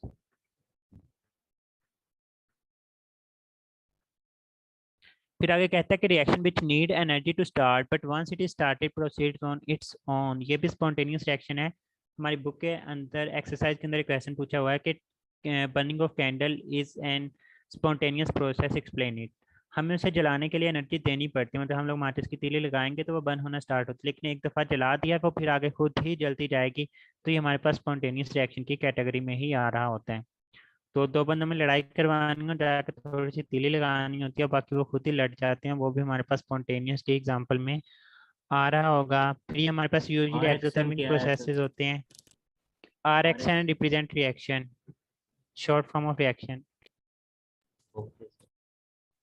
ये यूजुअली एक्सोथर्मिक होते हैं, नॉट ऑलवेज, लेकिन यूजुअली जो है ये हमारे पास स्पॉन्टेनियस एक्सोथर्मिक ही होते हैं, क्योंकि स्पॉन्टेनियस खुद ब खुद होने वाले जो खुद ब खुद होगी वो स्टेबिलिटी की तरफ जाएगी, और स्टेबिलिटी एंडो और एक्सो में से एक्सो के साथ ही जो है वो हमारे पास रिलेट कर रही होती है। फिर कहता है formation of Na is spontaneous in presence of thunderstorm, मतलब हमारे पास नाइट्रोजन है और ऑक्सीजन है, ये दोनों आपस में कंबाइन हो और हमारे पास NO बने। अब देखें, जब हमारे पास इन्वायरमेंट है, इन्वायरमेंट के अंदर आपको नाइट्रोजन भी देखने को मिलती है और ऑक्सीजन भी देखने को मिलती है, लेकिन ये आपस में कंबाइन करके NO बना ही नहीं सकते। क्यों नहीं बना सकते? क्योंकि जो N2 होता है, ट्रिपल बॉन्ड है, वो बहुत स्ट्रॉन्ग बॉन्ड है, तोड़ने के लिए हमें बहुत ज़्यादा एनर्जी देनी पड़ती है। लेकिन जब थंडर स्टॉर्म चलता है, मतलब आंधी तूफान वगैरह चलते हैं, तो जो बिजली गरजती है, तो उस केस में जो नाइट्रोजन का बॉन्ड होता है वो टूट जाता है। जब बॉन्ड टूट जाते हैं, मतलब हमने बॉन्ड्स को तोड़ दिया, फिर वो खुद ब खुद ही आपस में मिल रहे हैं, तो फिर हम लोग इसको क्या कहेंगे कि formation of Na spontaneous in presence of thunderstorm. Otherwise formation of NO क्या है, वो हमारे पास जो है स्पॉन्टेनियस नहीं होता, मतलब हमें बॉन्ड्स तोड़ने पड़ते हैं। लेकिन जब हम थंडरस्टॉर्म की मौजूदगी में ये रिएक्शन करवाएंगे, मतलब आपको क्वेश्चन में स्पेसिफिकली लिखा हो कि इन प्रेजेंस ऑफ थंडरस्टॉर्म, तो याद रखिएगा जो फॉर्मेशन ऑफ NO है वो हमारे पास स्पॉन्टेनियस की कैटेगरी में आ रहा होता है। इसी तरह से वेपोराइजेशन जो है वो हमारे पास स्पॉन्टेनियस रिएक्शन होता है। इसी तरह से डिसोल्यूशन ऑफ अमोनियम क्लोराइड, कहता है these both are spontaneous and endothermic processes. यहाँ पे हमने क्या बात की थी, ये हमारे पास एक्सोथर्मिक होते हैं। फिर हमने कहा कि ये जो वेपोराइजेशन और डाइसोल्यूशन ऑफ अमोनियम क्लोराइड हैं, ये हमारे पास होते, मतलब होते तो स्पॉन्टेनियस हैं, लेकिन होते कौन से? ये एंडोथर्मिक प्रोसेसेस होते हैं। शुरू में हमने क्या कहा था कि जो स्पॉन्टेनियस रिएक्शंस होते हैं ये हमारे पास यूजुअली एक्सोथर्मिक होते हैं। फिर इसको एग्जांपल की मदद से एक्सप्लेन किया गया कि जो हमारे पास वेपोराइजेशन और डाइसोल्यूशन होती है अमोनियम क्लोराइड की, इसको हम लोग जो है वो एंडोथर्मिक प्रोसेसेस की कैटेगरी में जो है वो काउंट कर रहे होते हैं। मतलब ये हर दफ़ा ज़रूरी नहीं होता कि जितने भी स्पॉन्टेनियस रिएक्शन है वो सारे के सारे एक्सोथर्मिक ही हों। हमारे पास स्पॉन्टेनियस जो है एंडोथर्मिक रिएक्शन भी हो सकते हैं। हमारी बुक के अंदर दो ही एग्जांपल थे, एक वेपोराइजेशन का, डाइसोल्यूशन ऑफ अमोनियम क्लोराइड के, वो मैंने आप लोगों के साथ शेयर कर दी हैं। फिर नॉन स्पॉन्टेनियस रिएक्शंस आ जाते हैं। कहता है it requires to external force to proceed, इन्हें बाहर से एनर्जी की ज़रूरत पड़ती है रिएक्शंस को प्रोसीड करवाने के लिए। ये हमारे पास आर्टिफिशियल होते हैं, नोडियल होते हैं, मतलब खुद ब खुद नहीं होते, और ये रिवर्सिबल होते हैं, क्योंकि जो नॉन स्पॉन्टेनियस होते हैं खुद ब खुद नहीं होते, हम लोग उसे एनर्जी देते हैं जनरली रिएक्शन को प्रोसीड करवाने के लिए। जब एनर्जी देंगे तो वो चीज़ अनस्टेबिलिटी की तरफ चली जाती है, तो चीज स्टेबिलिटी से जब अनस्टेबिलिटी की तरफ जाती है तो वो दोबारा से कोशिश करेगी कि अनस्टेबिलिटी से स्टेबिलिटी की तरफ आए, तो हम लोग कहते हैं कि ये जनरली हमारे पास जो रिवर्सिबल रिएक्शंस होते हैं। फिर यूजुअली एंडोथर्मिक, अगेन जो नॉन स्पॉन्टेनियस होते हैं, जाहिर सी बात हमें एनर्जी देनी पड़ेगी, तो वो यूजुअली एंडोथर्मिक होते हैं, ये भी ऑलवेज नहीं होते। इसकी एग्जांपल के अंदर हमारे पास पंपिंग ऑफ वाटर अपहिल एटेस्ट्रा, मतलब पानी को नीचे से ऊपर फेंकना है, तो हमें अपनी फोर्स लगानी पड़ेगी, या फिर मोटर पंप की मदद से हम लोग एनर्जी देते हैं, तो वो नॉन स्पॉन्टेनियस की कैटेगरी में हमारे पास आ जाता है। इसी तरह से फॉर्मेशन ऑफ NO, अब फॉर्मेशन ऑफ NO दोनों तरह से है, स्पॉन्टेनियस भी और नॉन स्पॉन्टेनियस भी। मैंने क्लियर कर दिया कि अगर हम लोग फॉर्मेशन ऑफ NO इटसेल्फ खुद से करवाना चाहते हैं तो ये हमारे पास नॉन स्पॉन्टेनियस है, हमें होने की एनर्जी देनी पड़ेगी। लेकिन अगर आप लोगों ने थंडरस्टॉर्म की मौजूदगी में रिएक्शन करवाना होगा तो वो हमारे पास स्पॉन्टेनियस रिएक्शन की कैटेगरी में जो है वो हमारे पास आ रहा होता है। तो ये हमारे पास डिफरेंस आ जाता है between spontaneous and non spontaneous reaction. Is it clear?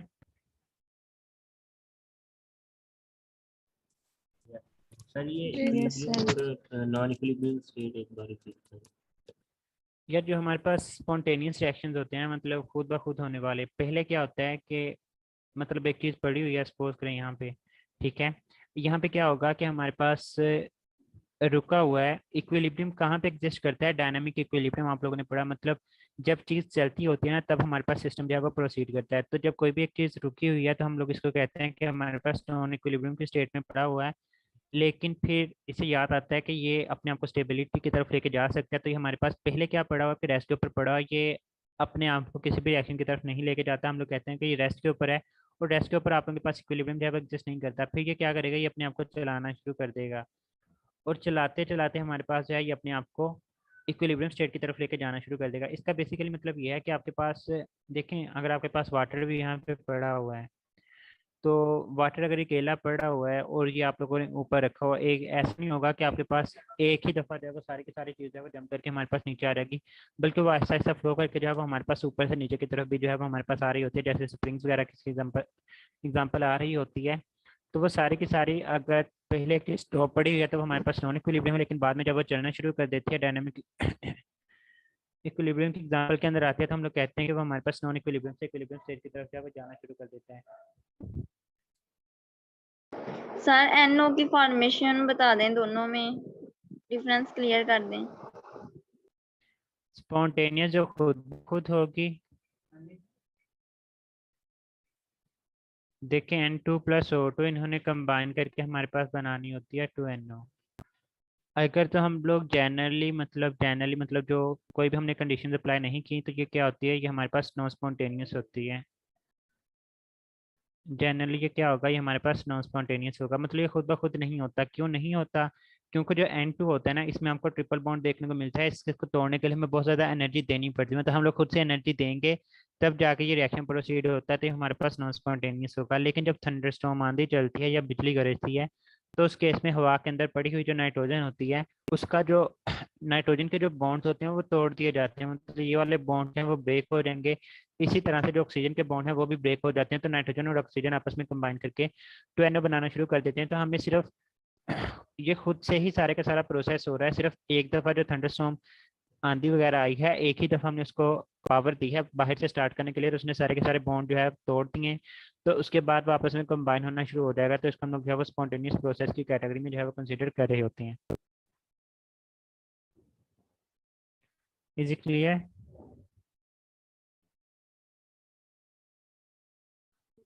Yes sir. जी, बट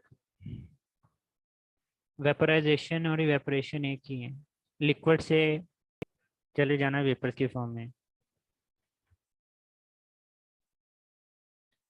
अच्छा, उसके बाद हमारे पास आ जाता है गिब्स एनर्जी। अच्छा, गिब्स एनर्जी से पहले आप लोगों को जहाँ पे सिस्टम सराउंडिंग लिखा हो उससे ऊपर जो पैराग्राफ है उसकी सेकंड या फिर थर्ड लास्ट लाइन होगी, उसने वहाँ पे एक वर्ड इस्तेमाल किया है फ्री एनर्जी का। याद रखिएगा, जो हमारे पास स्पॉन्टेनियस और नॉन स्पॉन्टेनियस, इसका एंड और एक्सो के साथ किसी भी किस्म का रिलेशन जो है वो हमारे पास नहीं होता। ये देखना कि हमारे पास रिएक्शन स्पॉन्टेनियस है या नॉन स्पॉन्टेनियस, तो उसके लिए कहता है कि energy which can be use to determine whether a reaction is spontaneous और नॉन स्पॉन्टेनियस, उसको देखने के लिए हमारे पास जो हम लोग गिब्स एनर्जी का सहारा ले रहे होते हैं। ये एक स्टेट फंक्शन होती है, इससे भी छोड़ें बेशक, लेकिन आपके लेवल तक यही चीज़ आप लोगों को पता होनी चाहिए कि अगर तो फ्री एनर्जी की वैल्यू पॉजिटिव होती है, बुक के अंदर जो फ्री एनर्जी लिखी हुई है वो बेसिकली गिब्स एनर्जी ही होती है। गिब्स साइंटिस्ट का नेम था जिसने इसका कॉन्सेप्ट दिया था। अगर तो वो वैल्यू पॉजिटिव में होती है तो वो रिएक्शन एंडोथर्मिक होगा, और अगर उसकी वैल्यू नेगेटिव में होगी तो वो हमारे पास रिएक्शन जो है वो एक्सोथर्मिक हमें देखने को मिल रहा होता है। या फिर आप लोग ये कह लें कि एंडोथर्मिक और एक्सोथर्मिक नहीं आएगा, हम लोग इसको बेसिकली स्पॉन्टेनियस और नॉन स्पॉन्टेनियस देखने के लिए चेक करते हैं। अगर वैल्यू पॉजिटिव होगी तो वो रिएक्शन स्पॉन्टेनियस होगा, लेकिन अगर वैल्यू नेगेटिव होगी तो वो नॉन स्पॉन्टेनियस। लेकिन अगेन रिपीटिंग के ये आप लोगों के सिलेबस में नहीं है और ना ही आपसे पूछा जाएगा, लेकिन सिर्फ आप लोगों के बुक में फ्री एनर्जी का वर्ड लिखा हुआ था, वो बेसिकली फ्री एनर्जी का मतलब क्या है उसे एक्सप्लेन करने के लिए मैंने यहाँ पे एनर्जी का कॉन्सेप्ट आप लोगों को थोड़ा बहुत दे दिया है। तो ये बात है, अब आप लोगों ने यहाँ पे याद रखनी है। पॉजिटिव हमेशा इसलिए स्पॉन्टेनियस तो नहीं ना होगा, नहीं नहीं, वो इंथैल्पी जनरली ऑफ लिखा रिएक्शन हुआ। होती है। नहीं नहीं, ये जो वैल्यू होगी ना, मतलब गिब्स एनर्जी की वैल्यू पॉजिटिव होगी तो वो हमेशा स्पॉन्टेनियस होगा, और फिर वैल्यू नेगेटिव में होगी किसकी, गिब्स एनर्जी की। हम लोग यहाँ पे इंथैल्पी की बात नहीं कर रहे हैं। ये कोई और चीज है जो हमने पढ़ी नहीं। जी, इंथैल्पी और है, गिब्स एनर्जी और होती है, ये हमारे सिलेबस में नहीं है, मैंने वैसे ही आपको बता दिया है। ये जो आपने लिखा है एंडोथर्मिक एक्सोथर्मिक, ये भी ठीक है इसके लिए या फिर ये नहीं गलत? नहीं, ये मैंने खत्म कर दिया, मतलब इस एंड और एक्सो के बारे में बताते नहीं है, स्पॉन्टेनियस और नॉन स्पॉन्टेनियस के बारे में बताते हैं। ओके, ठीक है।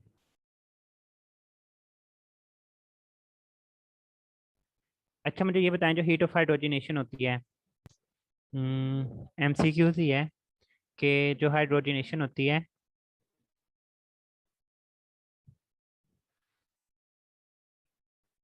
अल्फा ऑप्शन है, ये एंडो होगी और स्पॉन्टेनियस होगी,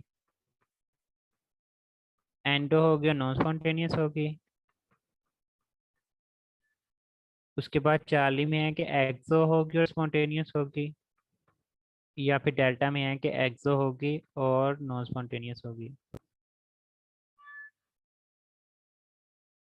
क्या होगा राइट ऑप्शन?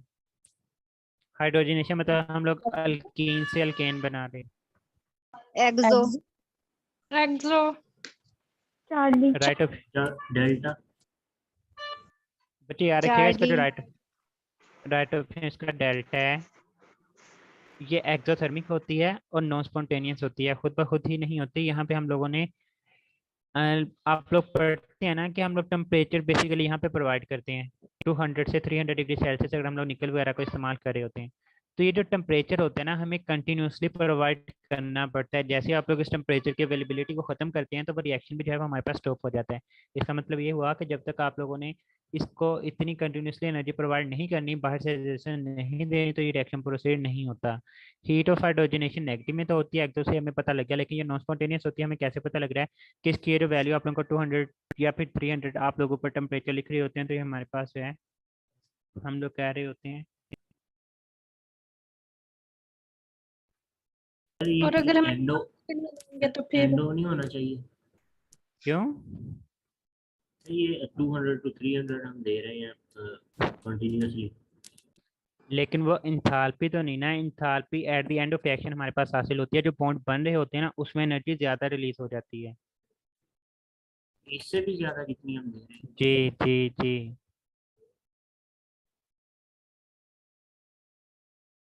ठीक है। सर अगर हम इंथाल्पी के लिए लेंगे तो फिर सी ऑप्शन आएगा। इंथाल्पी के लिए स्पॉन्टेनियस कैसे होगा ये?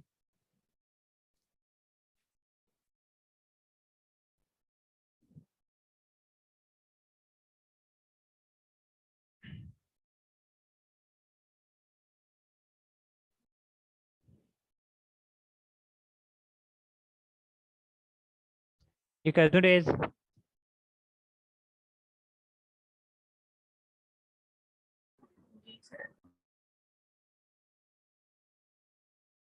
नेक्स्ट हमारे पास टर्म्स आ जाती हैं, सिस्टम, सराउंडिंग एंड बाउंड्री। अच्छा, इससे पहले एक चीज़ और मैं आप लोगों को यहाँ पे क्लियर कर दूँ कि चंद एक इंथाल्पीज ऐसी होती हैं जो हमारे पास एंडो भी हो सकती हैं और साथ में एक्सोथर्मिक भी हो सकती हैं। तीन तो हमारी बुक के अंदर लिखी हुई है ना, मतलब इसी यूनिट के अंदर। इंथाल्पी फॉर्मेशन, ये क्या है? ये एंडो भी होती है और एक्सोथर्मिक भी होती है। इंथाल्पी फॉर्मेशन नंबर 2 पे हमारे पास है वो इंथाल्पी ऑफ सॉल्यूशन आ जाती है। नंबर 3 पे हमारे पास इंथाल्पी ऑफ रिएक्शन आ जाती है। नंबर 4 पे हमारे पास लेटेस्ट एनर्जी जो है, ये भी हमारे पास एंडो भी होती है और एक्सो भी होती है।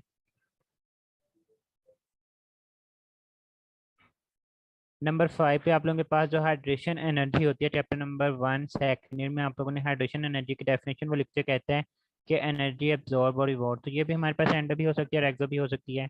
और इसी तरह से हमारे पास जो इलेक्ट्रॉन एफिनिटी होती है, ये भी एंडो भी हो सकती है और एक्सो भी हो सकती है। लाइक आप लोग कहते हैं कि first value of electron affinity is negative why, second value of electron affinity is positive Y.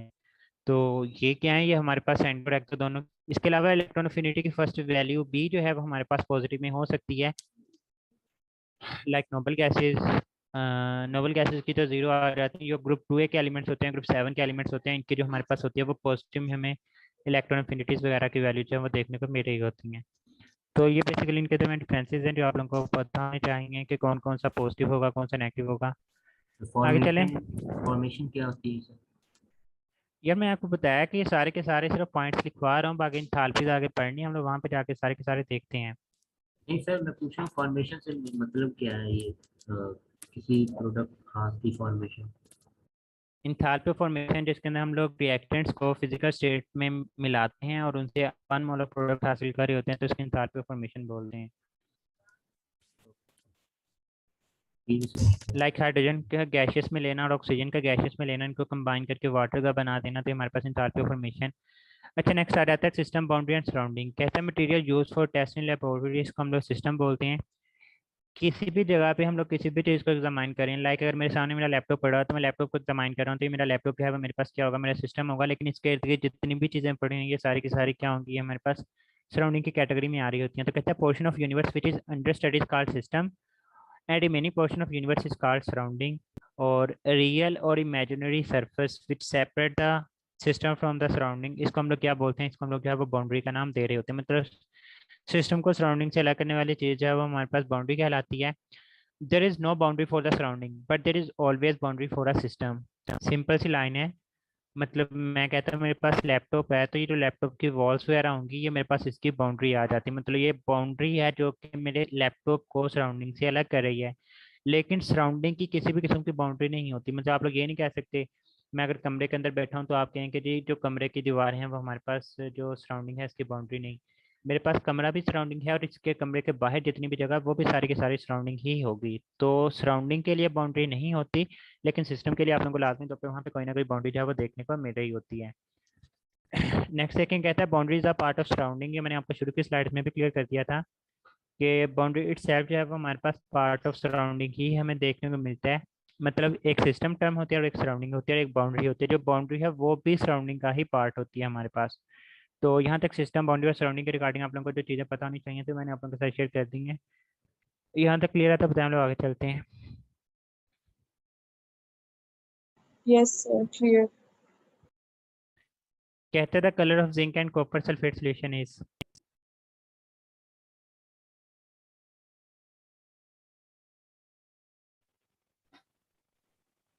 ये हमने गैल्वेनिक सेल में पढ़ा हुआ है। Alpha Charlie Blue. टोटल मिला के चले लाइक चार्ली। 25 का आंसर जो है वो चार्ली होगा। जो कॉपर सल्फेट सॉल्यूशन होता है उसका ब्लू कलर होता है। जब हम लोग उसके अंदर जिंक ऐड कर देते हैं तो फिर हमने पढ़ा था कि blue colour of copper sulphate solution disappear. फिर मैंने आपको उसका आंसर बताया था कि ये क्यों होता है, रिडक्शन ऑफ Cu+2 की वजह से। मतलब Cu+2 की वजह से उसका ब्लू कलर होता है।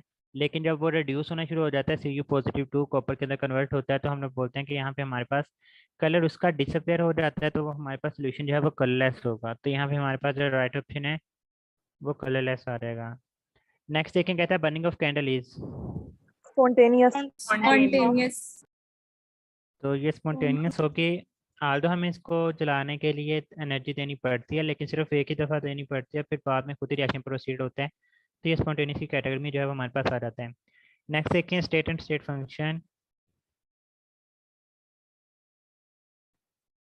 अच्छा जी, कहता है कि state of a system is the condition of a system. मतलब मेरे पास एक सिस्टम है, मैं कहता हूँ मैंने बीकर के अंदर रिएक्शन प्रोसीड करवाना है, तो उस बीकर के अंदर मेरे पास जितने भी रिएक्टेंट्स वगैरह किस हालत, स्टेट का लफ्ज़ी मतलब क्या होता है, हालत होना। कंडीशन का लफ्ज़ी मतलब भी हालत होना। मतलब एक सिस्टम की हालत क्या है, वो किस स्टेट के ऊपर पड़ा है, किस स्टेट के अंदर पड़ा है, इस चीज़ को जो है वो हम लोग स्टेट ऑफ अ सिस्टम का नाम दे देते हैं।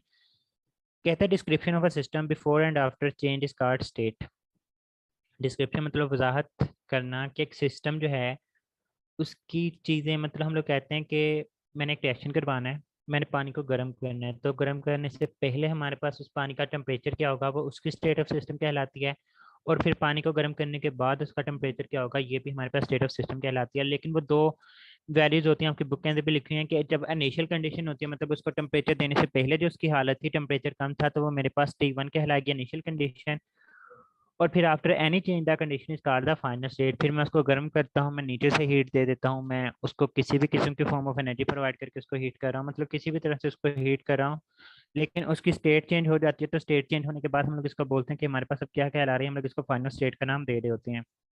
फिर कहते हैं हमारे पास स्टेट फंक्शन एक मैक्रोस्कोपिक प्रॉपर्टी होती है। मैक्रोस्कोपिक प्रॉपर्टी एक ऐसी प्रॉपर्टी जो कि हमारे पास स्टेज ऑफ अ सिस्टम के ऊपर डिपेंड नहीं करती है कि वो किस तरह से जो है वो चेंज हमें देखने को मिल रही होती है, बल्कि ये खुद ब खुद मतलब किसी भी तरह से वो चेंज हमें दिखाई दे है, जो है वो नज़र आ सकती है। लाइक मैं कहता हूँ हमारे पास वॉल्यूम जो है वो हमारे पास एक स्टेट फंक्शन है। अब मैं वॉल्यूम को बढ़ाऊं या कम करूं, मैं किसी भी तरह से कर सकता हूँ। मैंने अगर वॉल्यूम को बढ़ाना है तो मैं क्या करूंगा, मैं टेम्परेचर को बढ़ा के उसका वॉल्यूम बढ़ा सकता हूँ, या फिर मैं प्रेशर को डिक्रीज करके उसका वॉल्यूम बढ़ा सकता हूँ। मतलब हमारा कंसर्न किस चीज़ के साथ है, हमारा कंसर्न है सिर्फ वॉल्यूम को इंक्रीज करने के साथ। लेकिन वो कैसे हो रहा है उससे हमारा किसी भी किस्म का कंसर्न जो है वो हमारे पास नहीं होता। जिस तरह से आप लोग फिजिक्स में पढ़ते हैं कंजर्वेटिव और नॉन कंजर्वेटिव फील्ड के, जो हमारे पास डिपेंडेंट ही नहीं होता उसको कंजर्वेटिव, मतलब किस तरह से हम लोगों ने अडोप्ट पाथ को अडोप्ट करना है चेंज लाने के लिए, उसके ऊपर ये डिपेंड नहीं कर रहा होता। तो ये हमारे पास जो है, इसको हम लोग बोलते हैं कि ये स्टेट फंक्शन होगी। तो कहते हैं इसकी डेफिनेट वैल्यूज होती हैं for initial and final, but it is independent of the path adopted to bring about the change. कि हम पर चेंज लेकर किस तरह आ रहे हैं इससे हमारा कोई कर्ज नहीं है, लेकिन उसकी कोई ना कोई स्पेसिफिक वैल्यूज होंगी, इनिशियल और फाइनल वैल्यूज। हमारा कंसर्न जो है वो उस चीज़ के साथ होना चाहिए। फिर इसकी एग्जांपल जो है बुक के अंदर लिखी हुई 5 हैं: pressure, temperature, volume, internal energy and enthalpy. तो इसको पीटीवी एक्सीलेंट हैकर निमोनिक ही है, पी से प्रेशर, टी से टेम्परेचर, वी से वॉल्यूम। एक्सीलेंट के इस इंथैल्पी को याद रखेंगे। एच से आप लोगों के पास डेल्टा एच जो है जिसको आप लोग इंथैल्पी बोलते हैं। ई इंटरनल एनर्जी को बोलते हैं, तो ये आपको याद रखेंगे। फिर कहता है कि always use the capital letter to represent a state function. और मैनी स्टेट फंक्शंस, काफ़ी सारे स्टेट फंक्शन जो है वो आपस में कंबाइन होंगी तो हमारे पास एक स्टेट बनती है। लाइक अगर मेरे पास एक बेकर के अंदर जो है वो सोल्यूशन पड़ा हुआ है, तो उस सोल्यूशन का कोई ना कोई वॉल्यूम भी होगा, उसका टेम्परेचर भी होगा, उसके ऊपर कोई ना कोई प्रेशर भी लग रहा होगा। मतलब काफ़ी सारी स्टेट फंक्शंस हैं, लेकिन वो मिलके हमारे पास एक स्टेट बनाती हैं, हमारे पास एक सिस्टम बनाती हैं कि वो सारी की सारी चीज़ें एक ही चीज़ों के अंदर लेकर आती हैं। तो हम लोग बोलते हैं कि स्टेट फंक्शन जो है वो इटसेल्फ पार्ट होते हैं एक स्टेट का। तो काफ़ी सारी स्टेट फंक्शन मिलेंगी तो हमारे पास एक स्टेट बनती है। तो इसको सिंपल वर्ड्स के अंदर हम लोग ये भी कह सकते हैं कि एक स्टेट के अंदर आप लोगों को काफ़ी सारी स्टेट फंक्शन जो है वो देखने को मिल सकती हैं। Is it clear? सर ये स्टेट फंक्शन नहीं समझ आ रहा सर, एक बार repeat कीजिए। स्टेट फंक्शन की डेफिनेशन कि हमारे पास कोई भी ऐसी प्रॉपर्टी, जो सिस्टम की कोई भी ऐसी प्रॉपर्टी जो चेंज होती है, लेकिन हमारा इस चीज़ के साथ गरज नहीं होता कि वो चेंज किस तरह से हो रही होती है, उसको हम लोग क्या वो स्टेट फंक्शन का नाम देते हैं।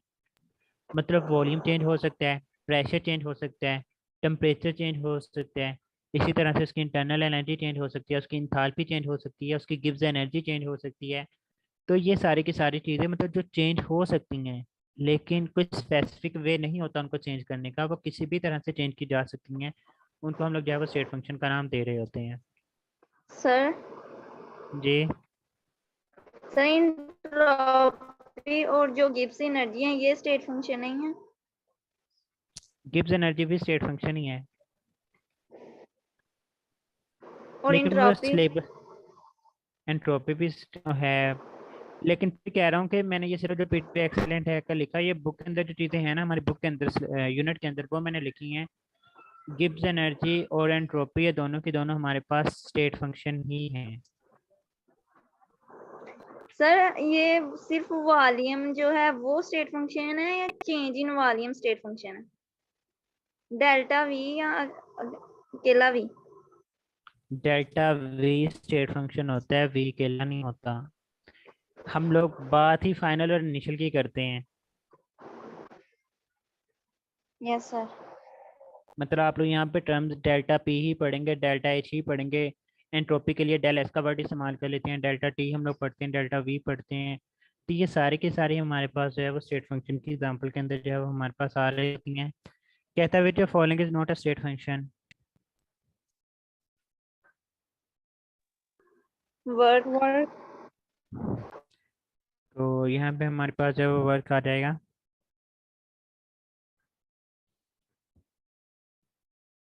डेल्टा पी है हमारे पास, डेल्टा एच है, डेल्टा एस है, क्यू आ जाते हैं, डेल्टा टी आ जाते हैं। उसके बाद हमारे पास हम लोग कहते हैं कि डेल्टा वी आ जाएगा। और वर्क डन अगर हम लोग कहें, उसके बाद हम लोग कहें डेल्टा ई आ जाता है, या फिर हमारे पास गिब्स एनर्जी आ जाती है। इनमें से कौन सी ऐसी चीज़ें हैं जो कि हमारे पास स्टेट फंक्शन नहीं होंगी?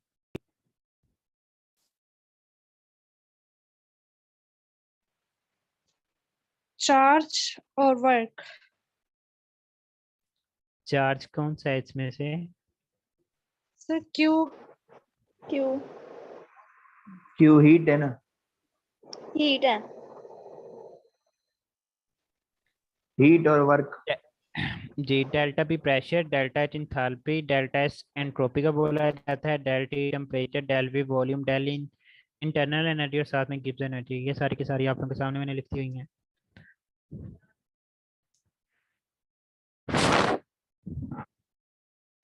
उसके बाद देखेंगे टर्म है हमारे पास थर्मोकेमिकल इक्वेशन की, आप लोगों को काम आएगी जब हम लोगों ने इंथाल्पी ऑफ रिएक्शंस वगैरह पढ़नी है।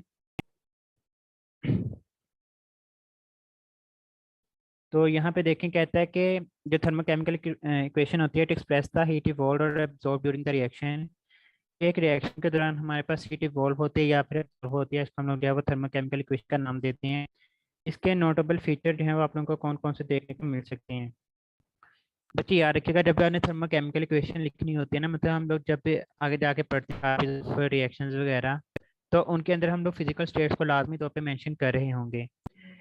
कहता है कि it is important to mention the physical state of various reactants and products while writing this equation because change of physical state is also accompanied by the enthalpy change. Like हम लोग कहते हैं कि वाटर लिक्विड है और इसी तरह से हम लोग कहते हैं कि हमारे पास वाटर जो है वो गैशियस है। तो जो वाटर गैशियस होगा इसकी इंथैल्पी और होती है, इसकी जो एनर्जी होती है वो और होती है, और जो वाटर लिक्विड फॉर्म में होता है उसकी इंथैल्पी जो है वो और होती है।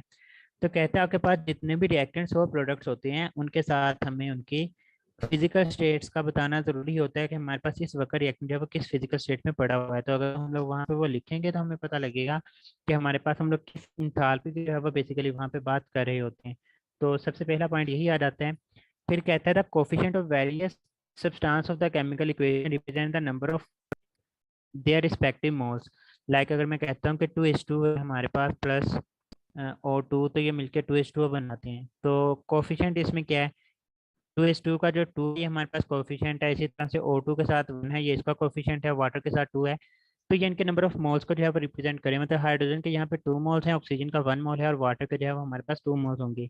तो कहता है कि जो कोफिशिएंट होते हैं सब्सटेंसेस के वो उनके रिस्पेक्टिव नंबर ऑफ मोल्स को जो है वो हमारे पास रिप्रेजेंट कर रहे होते हैं।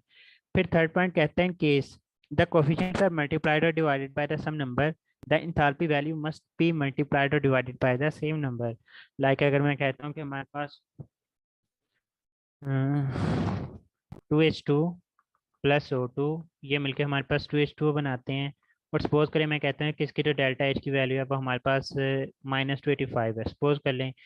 तो अगर मैं कहता हूँ कि मैंने ना हाइड्रोजन का 1 मोल लेना है, तो मैं क्या करूँगा, इसको भी 2 से डिवाइड करूंगा, O2 को भी 2 से डिवाइड करूंगा, 2H2 की भी 2 से डिवाइड करूंगा, तो आपके पास इक्वेशन बन जाएगी H2 प्लस हाफ O2 मिलके ये आपके पास वाटर बना रहे हैं। तो कहते हैं अब आपके पास जो इंथैल्पी होगी ना, आपको इसको भी 2 के साथ डिवाइड करना पड़ेगा। तो आप इसको 2 के साथ डिवाइड करेंगे तो आपके पास आंसर क्या है, वो -142.5 किलो जूल पर मोल जो है वो हमारे पास आ जाएगा। तो शुरू में देखें हमने कहते हैं अगर आपने किसी भी एक चीज़ के साथ उसको मल्टीप्लाई या डिवाइड किया है ना, मतलब कोफिशिएंट वगैरह को इक्वेशन के अंदर, तो आप लोगों के पास जो इंथैल्पी होगी आपको उसके साथ भी मल्टीप्लाई और डिवीजन का प्रोसेस करना पड़ेगा ताकि आप लोगों के पास एक पूरी पूरी इक्वेशन जो है वो बैलेंस हो सके। ये पॉइंट क्लियर है? Yes sir. Yes sir. Next section कहता है अगर तो कैंसिल हो जाएगा ना जी H2 में 2 ऊपर भी है नीचे भी है तो वो कैंसिल नहीं हो जाएगा। जी जी 2H2O में 2 वाटर के मोल थे ना, 2 से तो वाटर रह जाएगा अकेला। अब देखें कहते हैं अगर इंथैल्पी नेगेटिव हो तो वो एक्सोथर्मिक होती है और इंथैल्पी पॉजिटिव होगी तो एंडोथर्मिक होती है। कहते हैं when a chemical reaction is reversed the magnitude of enthalpy remains the same, however its sign is changed. This statement is called the Laplace law of thermochemistry.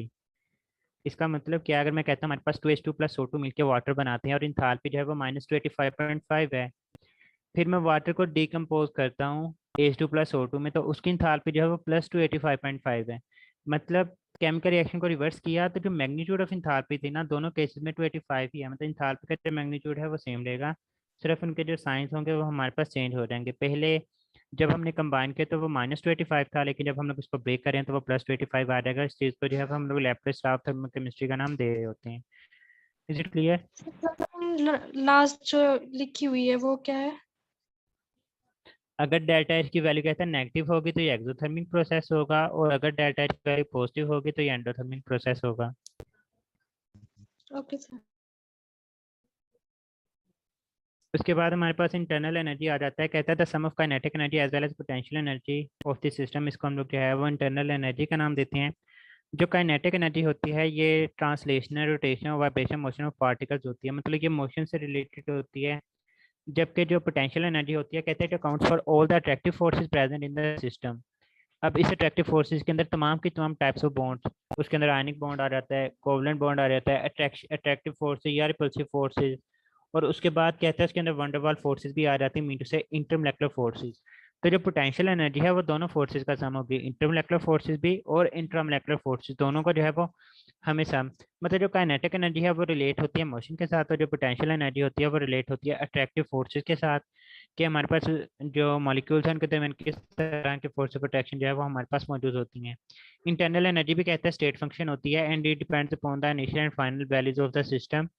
वो चेंज किस तरह से आती है ये इस चीज़ के ऊपर डिपेंड नहीं करता। कहता है we can not measure the exact value of internal energy but we can measure the value of del E. इसका मतलब ये हुआ कि इंटरनल एनर्जी ई तो एग्जिस्ट ही नहीं करती, तो ये हमारे पास कैसे स्टेट फंक्शन होगा। तो कहते हैं we can not measure the value of exact value of internal energy, लेकिन E2 माइनस E1 सिर्फ सपोज करके कि इसकी E2 वैल्यू ये हो सकती थी और E1 ये हो सकती थी, तो फिर हम लोग डेल ई की वैल्यू जो है वो कैलकुलेट करते हैं for a change in the state of a system. अब बुक के अंदर ना नेक्स्ट पेज के ऊपर 3 डायग्राम बने हैं, एक मोनोटोमी के लिए, डाई के लिए और ट्राई के लिए। उसने नीचे सिर्फ इस तरह से लिखा है कि जो मोनोटोमिक है ट्रांसलेशनल मोशन होती है, जो डायटोमिक है वो वाइब्रेशन होता है, और जो टेट्राटोमिक है उसके पास आप लोगों को रोटेशनल मोशन जो है वो देखने को मिलती है। तो बच्चे याद रखिएगा जो मोनोटोमिक मॉलिक्यूल हैं वो ट्रांसलेशन मोशन रखते हैं, जो डायटोमिक होते हैं लाइक H2 आ जाता है, तो इसके पास दोनों तरह की मोशन होगी, वाइब्रेशनल भी और ट्रांसलेशनल भी। और जो टेट्राटोमिक होते हैं उनके पास तीनों तरह की मोशन होती है, ट्रांसलेशनल भी प्लस वाइब्रेशनल भी प्लस रोटेशनल मोशन। तो ये तीनों तरह की मोशन जो है वो हमें देखने को मिल सकती है आप लोगों को। मोनोटोमिक मॉलिक्यूल की एग्जांपल में कौन सी चीज़ें आ जाती हैं? H2O2 noble gases, noble gases. Noble gases आएंगे इसमें। इसमें नोबल गैसेज आएंगी, H2O2 तो डायटोमिक है ना।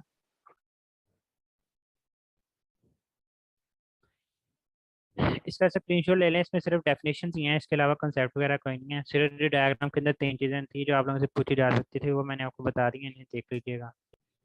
सर ये दिल्ली सर कैसे मेजर हो सकती है? डेली हम लोग फिर सपोज वैल्यूज लेते हैं कि E2 की वैल्यू जो है वो हमारे पास ये, मतलब जो फाइनल इंटरनल एनर्जी वो हमारे पास ये वैल्यू हो सकती है, एग्जैक्ट कभी भी नहीं हम बता सकते। और E1 जो है वो सपोज वैल्यूज की हमारे पास ये हो सकती है। एग्जैक्ट वैल्यू लिखी हुई है ना यहाँ पे कि हम लोग एग्जैक्ट वैल्यू इसकी नहीं बता सकते कि एग्जैक्ट वैल्यू क्या इंटरनल एनर्जी की, लेकिन हम लोग ये बता सकते हैं सिर्फ सपोज वैल्यू से कि E2 की वैल्यू ये और E1 की वैल्यू, क्योंकि इंटरनल एनर्जी जो है वो चेंज होती रहती है मॉलिक्यूल्स के दरमियान। ऐसा नहीं होता कि आपके पास हमेशा बॉन्ड बने हुए हैं या हमेशा बॉन्ड टूटे हुए हैं, तो कभी बॉन्ड बनते रहते हैं, कभी टूटते रहते हैं, कभी किसी की हरकत जो है वो तेज हो जाती है, कभी किसी की हरकत कम हो जाती है। तो इस वजह से इसकी जो इंटरनल एनर्जी है वो कंटिन्यूसली चेंज होती रहती है। इनके अंदर अनसर्टेनिटी बहुत ज़्यादा होती है, तो इस वजह से हम लोग इसकी एग्जैक्ट वैल्यूज हैं वो कैलकुलेट नहीं कर सकते। ये सर किस क्राइटेरिया पे होती है, यानी कि ये इंथाल्पी के इक्वली ले ली जाती है या फिर कुछ और? नहीं नहीं, इंटरनल एनर्जी और है, इंथाल्पी और होती है। जो इंथाल्पी है वो internal energy plus work done के इक्वल होती है, लेकिन जो इंटरनल एनर्जी होती है वो सिस्टम के अंदर जो मॉलिक्यूल होते हैं उनकी काइनेटिक एनर्जी का मतलब वो कितनी तेजी के साथ हरकत करने के काबिल हैं, प्लस जो मॉलिक्यूल्स हैं उनके दरमियान फोर्स ऑफ अट्रैक्शन या फिर फोर्स ऑफ रिपल्जन का मैग्नीट्यूड कितना है, उसको हम लोग जो है इंटरनल एनर्जी बोलते हैं। मतलब सिंपल ये कह लें कि ये सपोज करें मेरे पास एक सिस्टम है, ये हमारे पास मॉलिक्यूल्स पड़े हुए हैं, ठीक है। हम लोग कहते हैं कि ये क्लोज सिस्टम है, ये मॉलिक्यूल ट्रैवल कर रहा है, ये भी मॉलिक्यूल ट्रैवल कर रहा है, मतलब मॉलिक्यूल वो यहाँ पे हमारे पास ये इस तरफ ट्रैवल कर रहा है। जी बच्चे ट्राइटोमिक में भी मोशन होती है।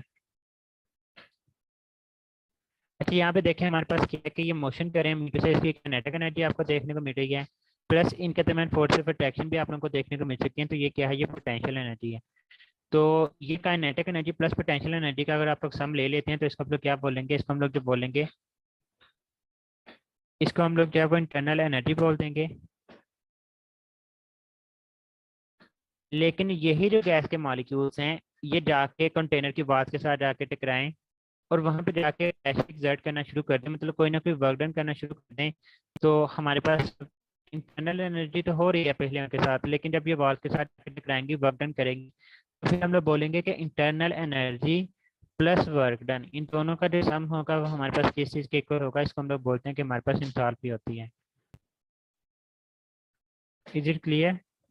ये यानी कि सब्स्टिट्यूशन टाइप से निकल सकती है, यानी कि वर्क डन पता हो हमें, था भी पता हो तो तब निकल जाएगी। हाँ निकलती है, ऐसे क्वेश्चन आते भी हैं पेपर में।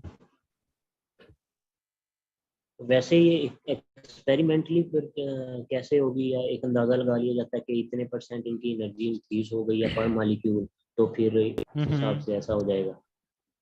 मतलब सपोज वैल्यूज होती है ना कि अगर हमारे पास गैस के मॉलिक्यूल्स हैं तो ये इतनी एनर्जी के साथ जब ट्रैवल कर सकते हैं इतने टेम्परेचर के ऊपर, फिर हम लोग उसका अगर हम वर्डन करें मतलब उसका टेम्परेचर इंक्रीज करें तो फिर उसका इंटरनल एनर्जी जो है वो कितनी ज़्यादा इंक्रीज हो सकती है। तो इस तरह से सपोज हम लोग वैल्यूज कैलकुलेट कर लेते हैं, अदरवाइज एग्जैक्ट वैल्यू हम लोग नहीं बता सकते क्योंकि किसी भी वक्त कोई भी मॉलिक्यूल अपनी एनर्जी को चेंज कर सकता है। तो हर वक्त हम लोग हर मॉलिक्यूल की एनर्जी को कैलकुलेट करते रहें, ये हमारे लिए भी पॉसिबल जो है वो नहीं होता।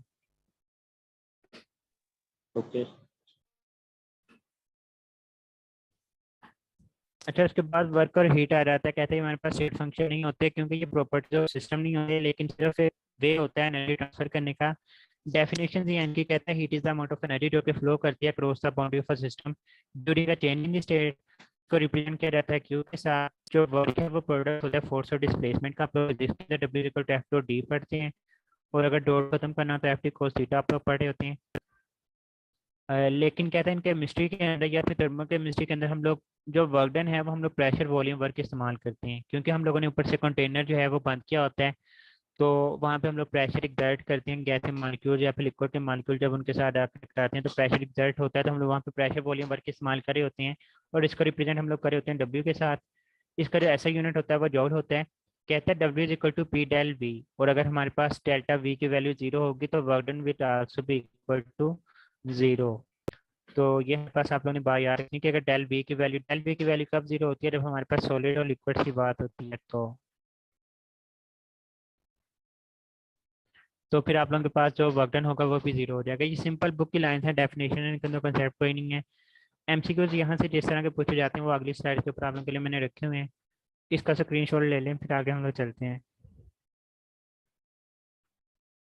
सर इसमें हमने कहा डेल वी 0 है, मगर डेल वी W के बराबर होता है ना, W is equals to P del V होता है। अगर हम लोग W 0 करते हैं, वर्क डन 0 करते हैं, डेल वी 0 हो रहा है, तो P भी तो 0, फिर P भी 0 होगा।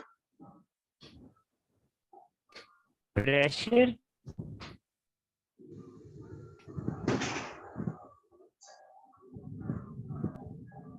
प्रेशर कैसे 0 होगा? यहाँ पे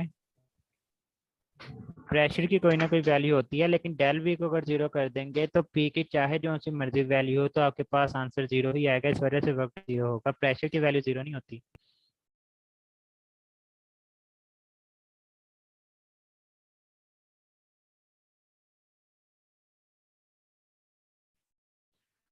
अच्छा, इनके साइन कन्वेंशन देख लें। कहते हैं sign of Q is positive अगर एब्जॉर्ब बाय द सिस्टम होती है, और sign of Q is negative when it is release by the system. इसको रिलेट कर लें आप लोग एंडो और एक्सो के कंसेप्ट के साथ, कि जब हमारे पास एंडो क्या होती है, एब्जॉर्ब होती है, तो वो पॉजिटिव साइन होता है। तो साइन ऑफ क्यू भी पॉजिटिव होगा जब हीट एब्जॉर्ब की जाएगी सिस्टम के साथ। और इसी तरह से अगर हीट रिलीज होती है सिस्टम से तो उसको हम लोग एक्सो बोलते हैं, तो साइन ऑफ क्यू भी वहाँ पे नेगेटिव ही होता है। तो इस तरह से आप लोग इसको रिलेट कर सकते हैं। और जो वर्क डन होता है वो पॉजिटिव होता है if it is done on the system, and work will be negative if it is done by the system. तो इसको हम लोग रिलेट कर सकते हैं हीट के साथ, कि अगर हम लोग हीट दे रहे हैं सिस्टम को, मतलब सिस्टम के ऊपर जो है वो हम लोग हीट को ऐड करवा रहे हैं, ऑन द सिस्टम कर रहे हैं हीट को, तो वो पॉजिटिव में होगी। और अगर हमारे पास हीट रिलीज हो रही होती है सिस्टम से तो वो हमारे पास नेगेटिव में आ जाएगी। तो हमारे पास वर्क डन भी जो है वो नेगेटिव हो रहा होता है। मतलब अगर सिस्टम हीट रिलीज करता है, बाय द सिस्टम जो है वो हीट रिलीज हो रही होती है, तो वो भी नेगेटिव होती है, और वर्क डन भी जो है वो हमारे पास नेगेटिव होगा। तो आप लोग इसको हीट के साथ रिलेट कर सकते हैं। और अगर क्यू की बात करें तो जब भी sign of Q is positive and it is absorbed by the system, और वर्क डन जो है, अच्छा फिजिक्स में हम लोग वर्क को कहते हैं कि हमारे पास हीरो होता है, और हीरो जो भी काम करता है वो पॉजिटिव ही होगा। तो work done by the system in case of physics is positive, but in case of chemistry work done will be negative if it is done by the system. Basically इसका ना कॉन्सेप्ट होता है कि हम लोग जिस चीज़ से इसके जो स्टेट ऑफ रेफरेंस होता है ना, हम लोग उसको चेंज कर रहे होते हैं। तो स्टेट ऑफ रेफरेंस को चेंज करने से इनकी जो साइन कन्वेंशन होती हैं वो चेंज हो जाती हैं। अदरवाइज हमारे पास कॉन्सेप्ट जो है वो दोनों के अंदर उलट नहीं है, सेम ही है। हम लोग सिर्फ पॉइंट ऑफ रेफरेंस को चेंज कर देते हैं तो हमारे पास बात जो है वो उलट हो जाती है।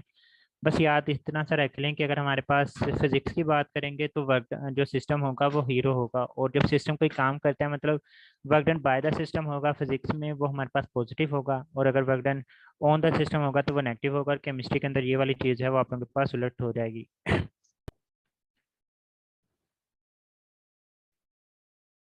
अच्छा, इसके तो बाद ये ये क्या देखेंगे रिपीट करें एक बार सर, ये कौन फिजिक्स सी में क्या चीज़। है, फिजिक्स में कैसे होगा? फिजिक्स में सिंपल ये रखें ना कि फिजिक्स में जो सिस्टम है वो हीरो होगा, और हीरो जो भी काम करता है वो पॉजिटिव ही होगा। मतलब work done by the system जो है फिजिक्स में पॉजिटिव होता है, लेकिन work done by the system जो है केमिस्ट्री में नेगेटिव आप लोगों को देखने को मिलेगा। एंड वाइस वर्सा चीजें उलट कर दें तो वो यहाँ पे आपके पास उलट हो जाएंगी। मतलब फिजिक्स में work done on the system होता है तो वो नेगेटिव होता है, लेकिन केमिस्ट्री में work done on the system होगा तो वो पॉजिटिव होगा। सर इसे हम इस तरह भी याद कर सकते हैं फिजिक्स के रूल में कि हमने गाड़ी को बनाया है कि वो हमें काम दे, ना कि हम उसे धक्का लगाएं। तो हम जब धक्का लगाएंगे तो वो नेगेटिव होगा, और जब वो हमें लेके जाएगी तो वो पॉजिटिव होगा। क्या बात, सही है।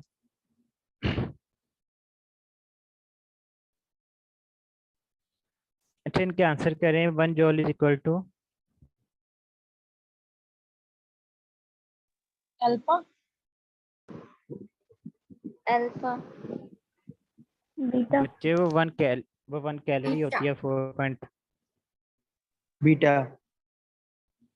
तो यहाँ पे बीटा आंसर आएगा। 1 का 4.18 से डिवाइड कर दें तो आपके पास आंसर आ जाएगा 0.289।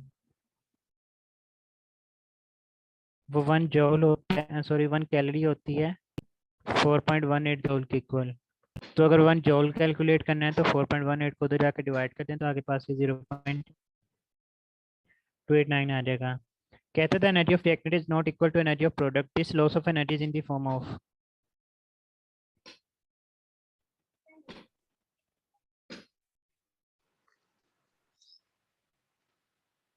हीट। चार्ली अल्फा बच्चे इसका आंसर है एनी फॉर्म ऑफ एनर्जी। याद रखें, जब तक वो यहाँ पे कहेगा नहीं कि केमिकल रिएक्शन कि the energy of reactant is not equal to the energy of products in a chemical reaction, तब तक आप लोग हीट का वर्ड इस्तेमाल नहीं करेंगे। जब तक सिंपल कहते हैं ना कि अगर आपके पास एनर्जी ऑफ रिएक्टेंट जो है वो इक्वल नहीं है एनर्जी ऑफ प्रोडक्ट के, तो ये जो लॉस ऑफ एनर्जी है ये किस फॉर्म में हो सकती है। तो ये कोई भी फॉर्म ऑफ एनर्जी आपके पास हो सकती है। लाइक आप लोग वो करते हैं, मतलब फ्यूल वाला कंसेप्ट पढ़ते हैं जो रॉकेट इंजन वाला है, तो वहाँ पे भी हमारे पास रिएक्टेंट्स होते हैं। जो फ्यूल वगैरह है वो रिएक्टेंट है, और उससे जो एक्सपेल होने वाली जो गैसेस होती हैं वो प्रोडक्ट्स वगैरह होती हैं। तो उस केस में आप लोगों के पास जो एनर्जी होती है वो ये नहीं होता कि सिर्फ और सिर्फ वो हीट ही रिलीज कर रही होती है, वहाँ पे नॉइज प्रोड्यूस होता है। इसके अलावा और भी फॉर्म ऑफ एनर्जीज वहाँ पे रोशनी लाइट वगैरह प्रोड्यूस हो रही होती है। तो ये हमारे पास सारी की सारी फॉर्म ऑफ एनर्जीज हैं। लेकिन जब केमिकल रिएक्शन की बात करेंगे तो उस केस में आपके पास जो एनर्जी रिलीज होगी वो हीट की फॉर्म में होगी। लेकिन अगर केमिकल रिएक्शन का वर्ड इस्तेमाल नहीं हुआ तब आप लोग कहेंगे कि यहाँ पे हमारे पास एनी फॉर्म ऑफ एनर्जी जो है वो हम लोग यहाँ पे इस्तेमाल कर सकते हैं। सर फर्स्ट सीक्यूज एक बार एक्सप्लेन कर दें। किसे? फर्स्ट टाइम सीक्यूज जो दिया